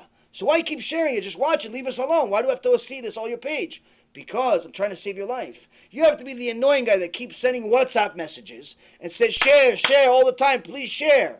You have to be the person that takes every little bit of money that they have and try to utilize it, aside from your living, utilize it to help Am Yisrael do tshuva. You have to do it. Why? It's for you more than anybody else. I tell you the truth, I would have quit a long time ago if it wasn't for this. It's too hard. This is much harder than Wall Street. Wall Street is a piece of cake next to this. I had 135 people working for me, and it was easier than doing this. Much easier. I had 6 government audits at one time. Still easier than this. This is hard. Why? Because you literally have the Satan, the Malach HaMavet, and the Yetzirah all at once fighting against you. But when you get letters from different places around the world telling you wonderful things, it makes it worth it. And I'll finish with this. I got this letter from the place that you would never think you would get it from. Eretz Yisrael, from a woman that says the following. I support, Shalom Rav, I support my husband in Kollel, and it's a challenging life. So this is a woman that's not the secular. This is a religious woman, not only religious, the religious of most religious. This is what we all aspire to be one day. The wife of a person that learns Torah all day. Oh, I want to be a wife of a person that learns Torah all day. Halvai, that means I'm going to Gan Eden. She says this, I support my husband in Kollel. It's a challenging life. And I used to get very upset. One day I cried to Hashem to help me. And pitom, suddenly, I clicked on YouTube at work. I hate the internet and was afraid to see what showed up. So I typed in Torah plus and saw your bitachon shiur. Loved it. Now I thank Hashem every day. All your shiurim and organizational efforts are out of this world. Amazing, Baruch Hashem. Thank you for making me understand my life and all the good Hashem is giving to us. Todah me'od, Shoshana. Thank you very much, Shoshana. This, Rabotai, makes all the headaches in the world worth it. Why? If these simple shiurim, where I just simply repeat what Chazal says, could give a woman that her husband learns in Kollel a new meaning to life, to support her husband learning more Torah, to support her children learning more Torah, to support the next generation of learning Torah. If this simple shiurim could affect the secular and the most religious the same, there's nothing better in the world than this. There's nothing better in the world than this. You know what the best part about it is? This letter has been in my pocket for like 3 weeks. I keep meaning to tell you about it, but apparently you waited for the season finale. So, with that being said, Rabotai, please think about a strategy that you're going to do kiruv. Getting one person to do tshuva is not enough. Yourself to do tshuva is not enough. There has to be a strategy to get Am Yisrael to do tshuva. Because if the Mashiach comes now, we are in worse shape than if what we were in Egypt. Don't let Hashem down. Don't let your brothers and sisters down. And don't be one of the stupid people that ends up getting punished for having so much money and so much things, gifts that Hashem gave him, but he didn't use it for the right thing. That's what Rav Wasserman wrote to us almost 100 years ago. Is that HaKadosh Baruch Hu is giving specific people gifts to be used to get Am Yisrael to do tshuva. Be'ezrat Hashem, we all use our gifts. Any questions? Does this apply to goyim that have a lot of money too, or just Jews? Goyim, one of their purposes in life is to help Am Yisrael do tshuva as well. Yes. That's one of the main things they need to do. Anything else? The guy that had a question left. Baruch haba. So, my question is very simple. I heard in one of the shiurim that most of the people that are reincarnated now, which is final, they're saying one of the final generations, Okay. are 99% what they used to be in the previous, what they look like, and so on. Okay. Is that What they look like? Yeah, I mean every carnation, whether they're Jew or, come back to every time a person gets reincarnated, he has a similar dmut. He has a similar look because the look of a person comes from his neshama. It doesn't come from a physical thing. In essence, what happens is that the sfirot, the different parts of the neshama that make the body, that make the soul, are in an actual image. They actually have an image of arms and legs and eyes and head and so on. And the body that the person gets is in essence a replica of that neshama, just a physical aspect of it.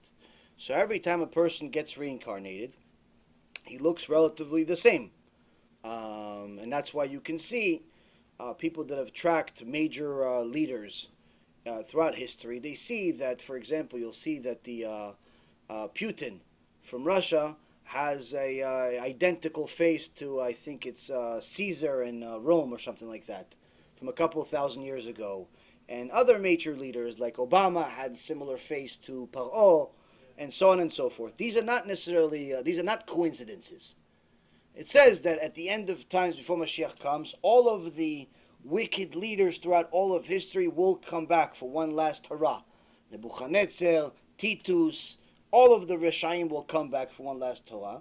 So yes, that is also possible, but that's not necessarily all that information about the end of days is interesting, but it's not going to get anyone to change necessarily their life. The only thing that's going to get people to change their life is a few things. Number one, to understand that they're running out of time to change. Number two, that they're obligated to change, where if they don't change, there is no other hope, there is no other chance, there is no Gan Eden. There's no Gan Eden for Reshaim. That's the one thing that people don't understand. People think that there's a Gan Eden for Tzadikim and there's a Gan Eden for Reshaim. Reshaim don't go to Gan Eden. And it's important for people to know that, and that's why it's critical that each person understand that no matter how many times you've been here, all of us were here at some point at Mount Sinai. All of the Jewish neshamot were here at Mount Sinai, which means that all of us have been here multiple times. We've all messed up at different things. Sometimes you've messed up in this, sometimes you messed up at that, but this here now is the last hurrah. It's everybody's last chance. The Steipler Gaon already at 60, 70 years ago said that there's no more Gilgulim. There's no more reincarnations. Meaning everyone's getting their last chance. Well, what about the kids that are being born right now? They're from previous. These are the last remaining parts. We're not talking about people that have lived full lives, 70, 80 years. But people are getting their last chance. As far as whether it's another 20 years, another 30 years, another 5 years, I have no idea. The point is that even if somebody starts doing tshuva and the Mashiach doesn't come for another 20 years, 20 years is not enough if it's just simple tshuva. Only if that tshuva is coupled with doing kiruv, getting other people to do tshuva, is not enough time. Tshuva by itself is no longer enough, simply because there's just too many sins that we don't even know that there's sins yet. A lot of people don't even think that some of the biggest sins in Judaism are sins. I just spoke to somebody today, told me that his whole family is Shomer Shabbat, but they violate Shabbat at the same time. Why? Because they don't know a certain halachot of Shabbat, and they don't realize they're violating Shabbat. But they're all Shomer Shabbat though. Meaning, a lot of people are so ignorant today, they don't even realize that even the stuff they think they're keeping, they're not keeping. So the only way to really get ourselves out of the hole that we're in is by helping Am Yisrael. Yes, in the back. How about the concept of tshuva, where you recognize something that you did wrong, you admit it, and then you resolve never to do it again? Right. I'm saying besides, getting other people to do tshuva, which is amazing, but isn't that also a tshuva shlema that can fix the past? So the Rambam writes that there's 4 steps to tshuva. 1, stop sinning. 2, commit to no longer going back, meaning put some type of fence around yourself to, make sure that you don't go back there. So you know that if you go to a certain street, you see things that are not modest. So make a rule for yourself. From now on, I'm never going to that street. Do something, a fence, to make that commitment come to life. 3, regret the sin. 3, regret the sin. And 4, get to a point where Kadosh Baruch Hu stamps that you are a Baal Tshuva. How? By him giving you that test again, and you don't fail. Now, Rabbi Israel Misalant writes in Or Israel, how is it that the Rambam wrote regretting the sin as step number 3? Shouldn't it be step number 1? I regretted the sin, therefore I stopped, then I put a fence around it, and then Hashem says, look at my tzaddik son, he's a Baal Tshuva. Right? No, the Rambam says it has to go in this order. You stop the sin, you put the fence, then you regret it. Then you regret it, then you get the test again, and you pass. Why? Because there's a rule. There's a rule the Gemara says in nature. The first time that we sin simply either because of ignorance or arrogance, but we simply sin. By the second time we sin, the same sin, and nothing happens. We don't get punished from heaven right away. There's no lightning that burns us. There's no car accident. Nothing happens. You drove on Shabbat, nothing happened. You got you to the destination perfectly fine. The Gemara says the second time he drove on Shabbat, it became mutal. Meaning, in his mind, nothing happened, nothing bad happened, it became permissible. He thinks it's allowed to drive on Shabbat. Why? Hashem didn't kill me, so it's allowed to drive on Shabbat. It's allowed to waste seed. Why? Hashem allowed it. It worked. It's allowed to be with a Goya. Why? Because every week I win a new one. Well, what's the problem? He's actually seeing benefits for doing sins. At least he thinks it's benefits. So a person that sins for an extended period of time, for most of his life, for 10, 15, 20, 30, 40 years, in essence, he lives a life where he thinks that all of his sins are perfectly fine. So how could he ever get to stop? He hears a speaker saying, you're not supposed to do these sins. Okay, you're saying I shouldn't do these sins because Hashem said no. I get it, I understand, but in reality, inside me, I still believe that I can do it. Why? I'm used to it, I like it, I enjoy it, it's delicious to me. Well, you're telling me I'm not allowed to? Okay, but that's not necessarily going to change my mind. Why? Because I still see it as perfectly fine, because I see a bunch of other guys driving on Shabbat, nothing happens to them. Okay, you're saying that Hashem said no. Fine, so you know what? I'll stop. Not because I don't think it's allowed. I'll stop because I want to be more righteous. I want to be closer to Hashem. So really, the reason, the cause of doing tshuva, the first step, is not that we feel bad. We don't feel bad for anything. Show me one person that felt bad about a sin on day 1. Nobody feels bad about it. They like being with new girls every week. They like stealing money. They like doing everything that they're doing. On day 1, you're just doing it because you figure that this is going to get you closer to Hashem. You'll get a bigger reward. Maybe He'll give you more money. Maybe He'll help you with a zivug. Maybe He'll give you other stuff to replace it.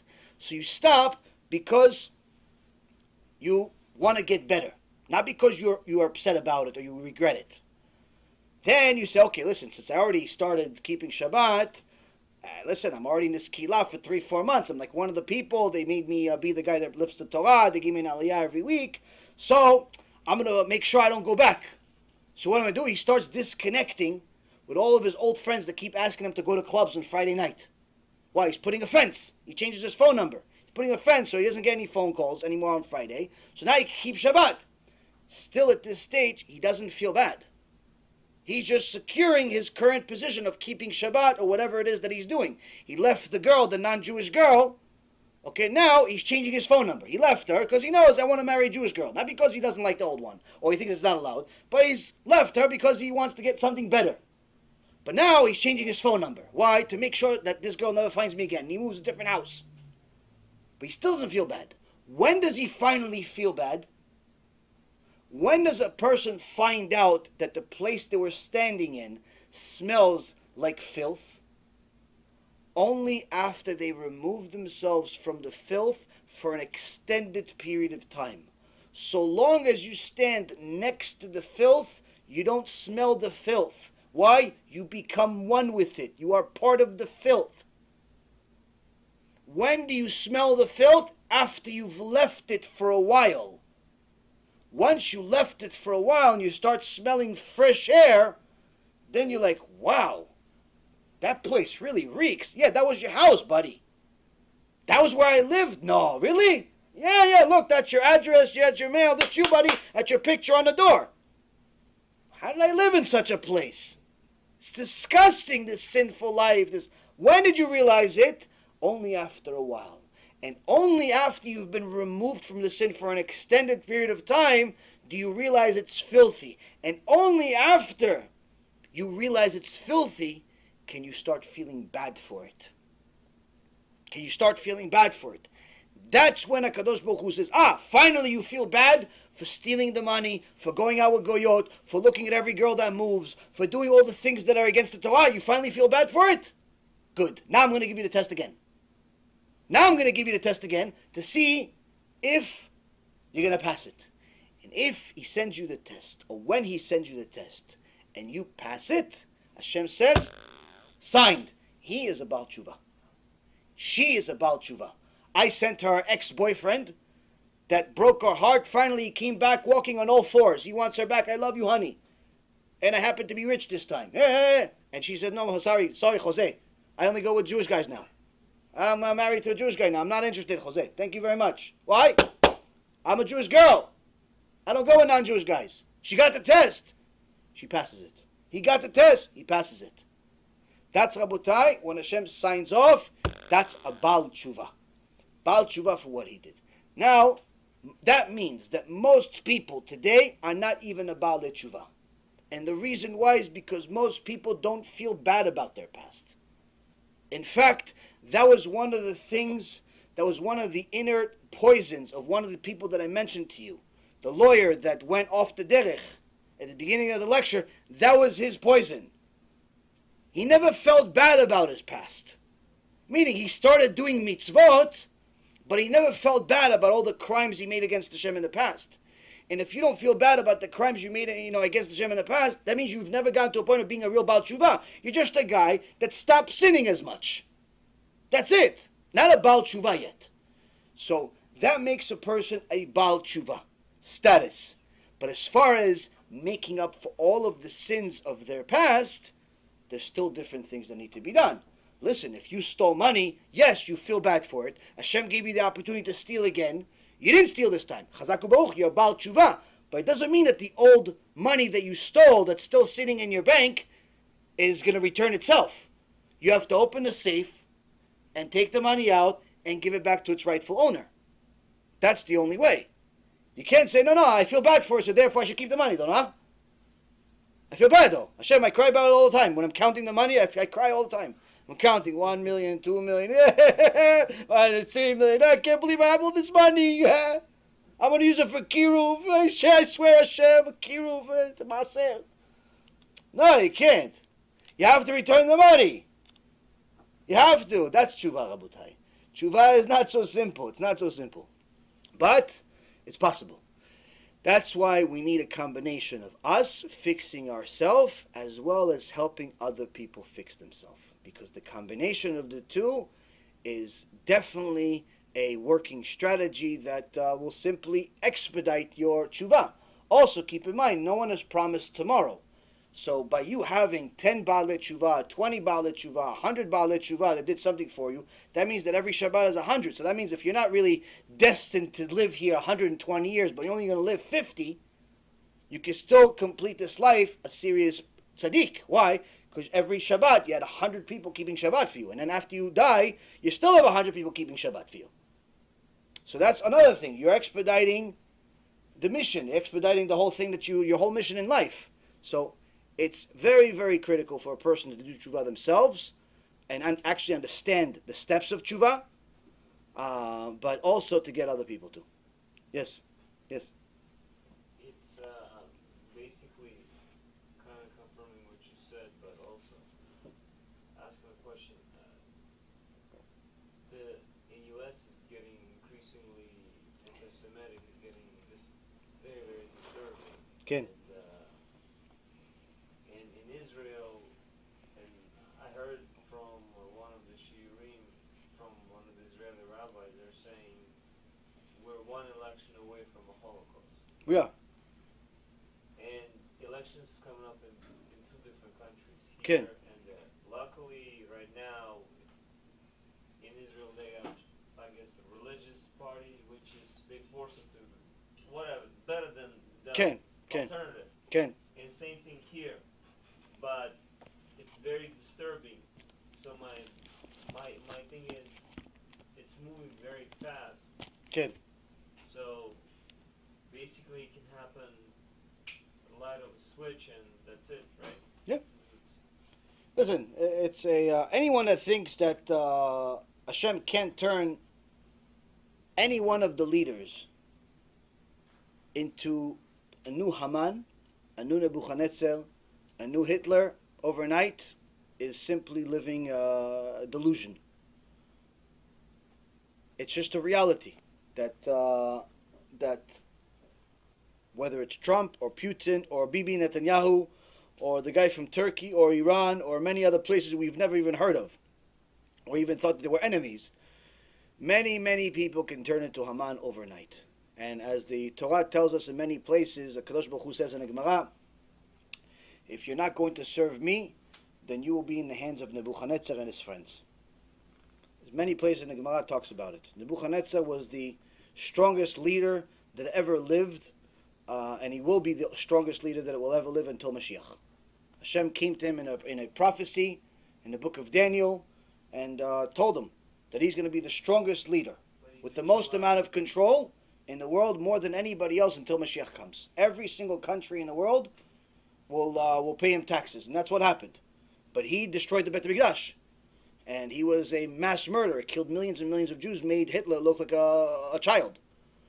But the point is that HaKadosh Baruch Hu says if we serve Hashem, He'll protect us.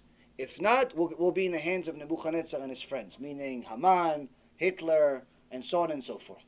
So all of this can happen in a second, just like it's always happened in the past. But Hashem has mercy on us, and He gives us signs for those that are looking. If you look at the past shows that we did here, actually, about things that happened before the Holocaust, we see that for a period of years, to over 100 years, Hashem gave us signs after sign after sign after sign before He actually made the Holocaust happen. Same thing with the Beit HaMikdash, the first one, the second one. It's not like Hashem is not some hothead that just decides one day, okay, let me destroy the world. So He gives us signs, but the reality is He's been giving us signs already for years, for centuries, and we're not listening. The situation continues to deteriorate, and that's just the clock is running. It's not a matter of opinion. It's a reality. Everyone knows that assimilation around the world has gone up drastically. In the 1960s, there was a 9% assimilation rate in America, 9% in the U.S., 9%. Today, we pray for 9%, but we have almost 90%. We pray for 9%. We have almost 90% assimilation in America. Okay? 9% would be like the Moshiach. So, but we were considering, 9%, oh wow, that's tough. Guess what? We didn't complain enough. We didn't cry enough. We didn't do enough. So, it's a sad scenario, but Hashem has to do something about it because we are self-destructing. Right now we are going through a Holocaust. It's just silent. It's a spiritual Holocaust. Many, many Jewish homes are being destroyed through marriage, through abortions, through a lot of different things. So, as far as how much time we have, it can't be much time. And the reason why is because if we wait another generation, there's not going to be any more Jews. What about So, religious Jews, the number is not increasing. There's just as many people. The number of problems, there's a machloket as far as whether there is as many Baalei Tshuva as many people as going off the derech. Many of the frum houses that never had problems in the previous generation, where you were born frum, you died frum. Today we have a epidemic in the frum houses around the world, both in Eretz Israel, in Europe, here in America, where kids are born frum. By the time they turn to your age, they're 18, they're 20, they're 25, and they want to dance in some theater. They want to be a guy, wants to be a girl wants to be a guy. They want to be movie stars. They want to be goyim. Pretty much, they just leave completely. Even if they're the rabbi's son. There's one guy that was on the news in Eretz Israel not too long ago. He's a rabbi. His wife's a rabbanit. All three of his sons, complete kufrim. Now he sent them to yeshivot. All three of them became kufrim. This is not a problem we had in the past. It would happen randomly in different communities. Here one, here there. Here it's literally every community you're lucky if the guy marries a Jew. You're lucky if he marries a Jew. That's already, wow, thank you Hashem. My kid married a Jew. Okay, she's reformed, but a Jew nonetheless. Okay, she believes in J.C. Penney, but she's a Jew. It's like, mamash, that's what people are celebrating about. I had a guy tell me yesterday, listen, can I go to a wedding, to my friend's wedding? It's just that the wife that he's marrying, she believes in Jesus, but she's Jewish. That's what he asked me. Why are you asking me such a question? You can't go to a wedding. He goes, oh, but the family's going. They're happy. She's a Jew at least. Shem Yerachem. Shem Yerachem. But this is what's happening, Rabotai. So, right now, anyone that thinks we're doing okay is simply living an illusion. But the frum world is not doing enough. And that's the one that's going to get punished the most. Hashem rebukes the frum people, not the secular people. Secular people are sick. And they don't know they're sick. The religious people are the ones that know that they're sick, but they don't do enough about it. And that's why, at the Bet HaMikdash, HaKadosh Baruch Hu punished the rabbis first. The people that are keeping mitzvot, they get punished the worst. Why? Because you knew the truth and you still did nothing about it. Instead of taking $40,000, $50,000 and putting it towards kiruv, you bought another car. Why? Yeah, you could drive two cars? You could drive one car. Why do you need two cars? Oh, I like it. Okay, so you like it. So rotten Gehinom with the people that you could have saved with that money. Why? You let my children die. I gave you extra money. You let them die because you wanted to buy an extra car so you can tell people you have two cars. So this, Rabotai, is not Yaron Reuven. You could look at all of the Sfarim that talk about Moshiach, all of the Sfarim from the Tzaddikim that talk about the end of the days, all of the Sfarim that talk about Tshuva. This is what's happening. And right now we are in a situation where it's a epidemic in every way, shape, or form. And there's just not enough people. There's not enough people that care about kiruv. There's people that care about kavod. There's people that care about building buildings, another yeshiva, another bet knesset, but not creating more Jews. So it's a situation that's a disaster. And look, here's the best example. You're sitting here. If I was a Care Bear rabbi talking to you about some scientific theory or some philosophy, or maybe I'll give you some lessons about business, you could times this room by 100, and that wouldn't be enough because there would still be people outside waiting. 4, 5, 6,000 people would come and pay $400, $500 just to hear me speak for an hour. But instead, what do I get? A minyan, 2, 3, 4, maybe. We had 700 people in New York, but that's because we had 3 of the best rabbis in the world come speak. Yeah, get that again. Good luck with that. So the point is that people are simply not motivated enough to help each other or even themselves. Because everyone that does tshuva thinks they're fine, so they can just continue taking care of their own life. The people that are already frum just want to make sure that their kids don't go off the derech. The ones that are off the derech, that are completely secular, don't think there's anything wrong. So here and there, you're going to find a few people that do tshuva, but you're working alone. Look at my budget. Look at the people of the other budgets. I have we tried doing a campaign to do all this this whole thing that we're doing here. Do a campaign. We started 5, 6 months ago. Try to raise $500,000. Try to have $1 million. Go look at the campaign online. We didn't even reach 1%. I have a Bet Knesset next to my house. It's smaller than my kitchen. The Bet Knesset itself is smaller than my kitchen, but they made a video of him and the 9 other people that show up to pray there. They raised $100,000, or actually $200,000, because they had a matching donor. $200,000 in 24 hours. 200,000 in 24 hours they raised. Why? I have no idea. How many people did the tshuva? I don't even think anybody did keep Shabbat. Or will keep Shabbat. But they got the $200,000. But to help Kiruv, 6 months we didn't get it. We're out of money. We've been out of money. But we continue. We try.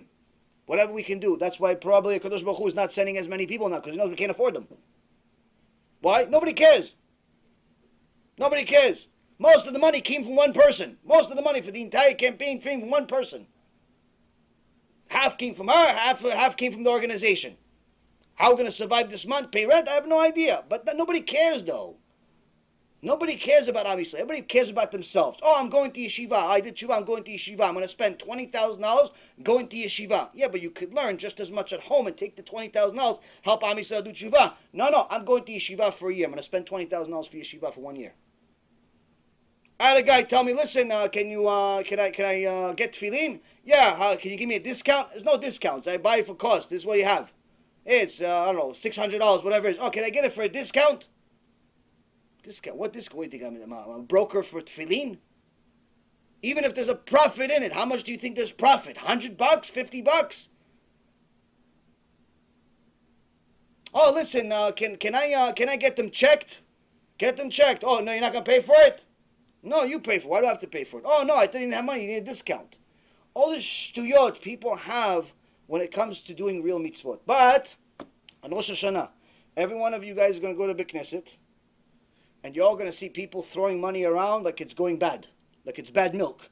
Yeah, 5,000, 10,000, 20,000, 30,000, 1 million, 2 million. Everybody throwing the Knesset that does nothing with the money. Does nothing. They have Batei Knesset have sometimes the big ones. They have so much money, they don't have anything to do with it. But people donate more money. Why? It's another extension for the building. We're going to make another playground inside the playground. Is this a playground or a Bet Knesset? We're going to make a basketball court inside the basketball court. What about helping Am Yisrael do tshuva? Yeah, no, don't do tshuva if we have a basketball court. Nobody cares. So, this is the situation we're in. People want to help, Buchim Habayim. You don't want to help, don't help. Let's say we're doing whatever we can do. Everybody's going to do whatever they can do. Look at what's going on online. Just look at what... There must be 500 to 1,000 people watching Shurim on a regular basis with the Shurim. There's the same 5 people say donate, donate, donate. Everybody, it's the same people watching every single time. Same 5 people donate 10, 20, 30, $40, sometimes $100. At the end of the shiur, wow, you raised, Rabbi, great day today. We raised $200. I'm like, oh, great. That helps me pay 10 kids. What about the other 60? Wow, we raised a lot of money today. We got $200. Shtabach Shimo. 50 people watched the shiur. 500 people watched the shiur. We raised $50. Shtabach Shimo. Why? Nobody feels the need.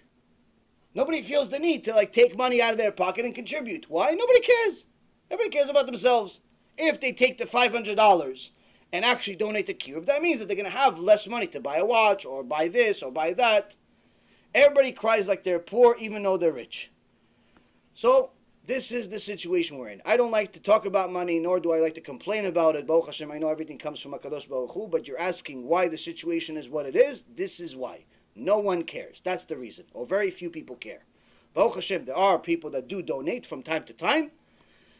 And they don't. Some people donate on a regular basis. But the reality is, Rabotai, I can tell you something strange. We are our biggest donors. With the little that we have, we are our biggest donors. What's the biggest donation? We take 0 from the company. We work for free. 5 years I've been working for free. I live simply on a miracle. Simply on a miracle. Few people donate some money for me personally, other than the company. Everything else goes to the company. I don't take a salary. I don't take anything. Literal miracle. I don't complain. Baruch Hashem, HaKadosh Baruch Hu provides for us. You come to my house and look like a millionaire. But in reality, I showed my bank account to one of my students the other day. He's like, "You serious or is this a joke?" This is a reality. A 15-year-old has more money than me. But it doesn't matter. Kadosh Baruch Hu provides. Kadosh Baruch Hu provides. I'm not worried. I'm not trying to get rich off of this. But that's the thing. The people that are rich, the people that have money, don't care. That's why the situation is what it is. The people that are rich with money and the people that are rich with knowledge, neither one cares. You don't have to be rich with money to be bad. Even if you're rich with knowledge, meaning you know the laws of Shabbat, you know the laws of Nidah, you know the laws of Kashrut, and you have friends, family, neighbors, colleagues that do not keep these laws, and you stay silent, you have a very serious problem with the Kadosh Baruch Hu. If your number one investment is anything other than getting Am Yisrael to do tshuva, you have a very serious problem with the Kadosh Baruch Hu. You don't have to take my word for it. You can look at Sharet Tshuva. Go look at the book Sharet Tshuva, Rabbi Yonah, see what he says. Go look at Rav Wasserman's books. Go look at everybody's books. Go look at what it says. See what you can take with you to the next world. So, for all of the people that do contribute, I thank you and I applaud you for being tzaddikim and giving. Be'ezrat Hashem, you continue giving and giving even more. For people that just like to take stuff for free, the people that like to get everything for free, you can do what you want. All I can tell you is that you're making a mistake, but it doesn't make a difference to me. It's people need to understand that Am Yisrael doing tshuva is a responsibility for every one of us. Kol Yisrael arevim ze lazeh. All of Am Yisrael is responsible to get Am Yisrael to do tshuva. Everyone. You, me, you, people online, everybody's responsible for Am Yisrael doing tshuva. Meaning, every one of us goes up to Shemaim, goes to the Bet Din, goes to Rosh Hashanah, talk to Hashem, Chatanu Avinu Pashanu. Hashem says, "No, I know you sinned, but look what you did to me." 10 of your friends, you could have made them do tshuva by inviting them to shiur, but he didn't feel comfortable. So guess what? I'm going to put all 10 of them into Gehenom, and you too. Why? Because you could have helped them. You could have helped them. You didn't help them. How am I going to help them go to Gehenom? You got to get in. How? You could have helped them. But you decided to go to on vacation and spend $3,000 there. You decide to keep your mouth shut because you don't want to ruin the friendship. And so on and so forth. Everybody's excuse. So this, Rabotai, is important. It's important for people to know you're not going to Olam Haba for free. It's going to take a lot of effort. If you make kiruv a responsibility, you'll be the luckiest person that you know. If you don't, you'll regret it. That's it. Listen, what do you think? There's people that have been doing the kiruv thing for a long time, like Rav Mizrahi. Rav Mizrahi, God bless him. You think he still needs to do it? Baruch Hashem, he's not getting money out of it. He's not becoming rich over it. Whatever he needs, he has. Baruch Hashem, what do you think he needs to do it for what? He's been doing it for 25 years. He's doing it for 25 years. As far as people doing tshuva, he made plenty of people do tshuva. Baruch Hashem, he goes to Shemaim and they say, "Listen, Rav Mizrahi, Ashrecha, you have your own private Olam Haba, here, in every corner. Ishtabach Shema, you made a lot of people do tshuva." So he's not worried about Baalei tshuva that he did. He has, Baruch Hashem. Torah, he learned, Baruch Hashem, and he can learn more if he doesn't do it. Money, Baruch Hashem, he's okay. I don't know his financial condition, but I'm sure he's okay. Help Am Yisrael do tshuva for 25 years, I'm sure Kadosh Baruch Hu provides. Why does he do it? Why? For what? What, he's bored? What do you think he does for? What, people tarnish his name every other day. Every other day they talk bad about him. Every other day they insult him. Every other day there's another article talking bad about him. He continues, puts his head down, and does another seminar in Eretz Yisrael, another seminar in America, another seminar somewhere else. For what? Because there's nobody else. There's nobody else. That's it. There's nobody else. The best speakers either died or are dying. That's it. There's nobody else. If him and a few other decent speakers in the world stop speaking, it's pretty much guaranteeing a Holocaust the next day. Why? Anshe Emunah Avadu. Gemara says, Masechet Chagiga, Kadosh Baruch Hu decided to bring the Holocaust, meaning the destruction of the Beit HaMikdash, when there was nobody else to help people do tshuva. Nobody else to help people do tshuva. That means nobody can do tshuva. Nobody can do tshuva. Okay, so Hashem has to do it. How does Hashem do it? Holocaust. Yes, last question. How do we know what Paro looked like when you said Obama? Those statues. Statues? They're statues. They look alike, so it's cool to be right. Statues. So, Beseder Rabotai, hopefully you got the message. Hopefully I got the message. And Bezat Hashem, we all do tshuva and help Am Yisrael do tshuva. Baruch Adonai Le'olam. Amen ve'amen.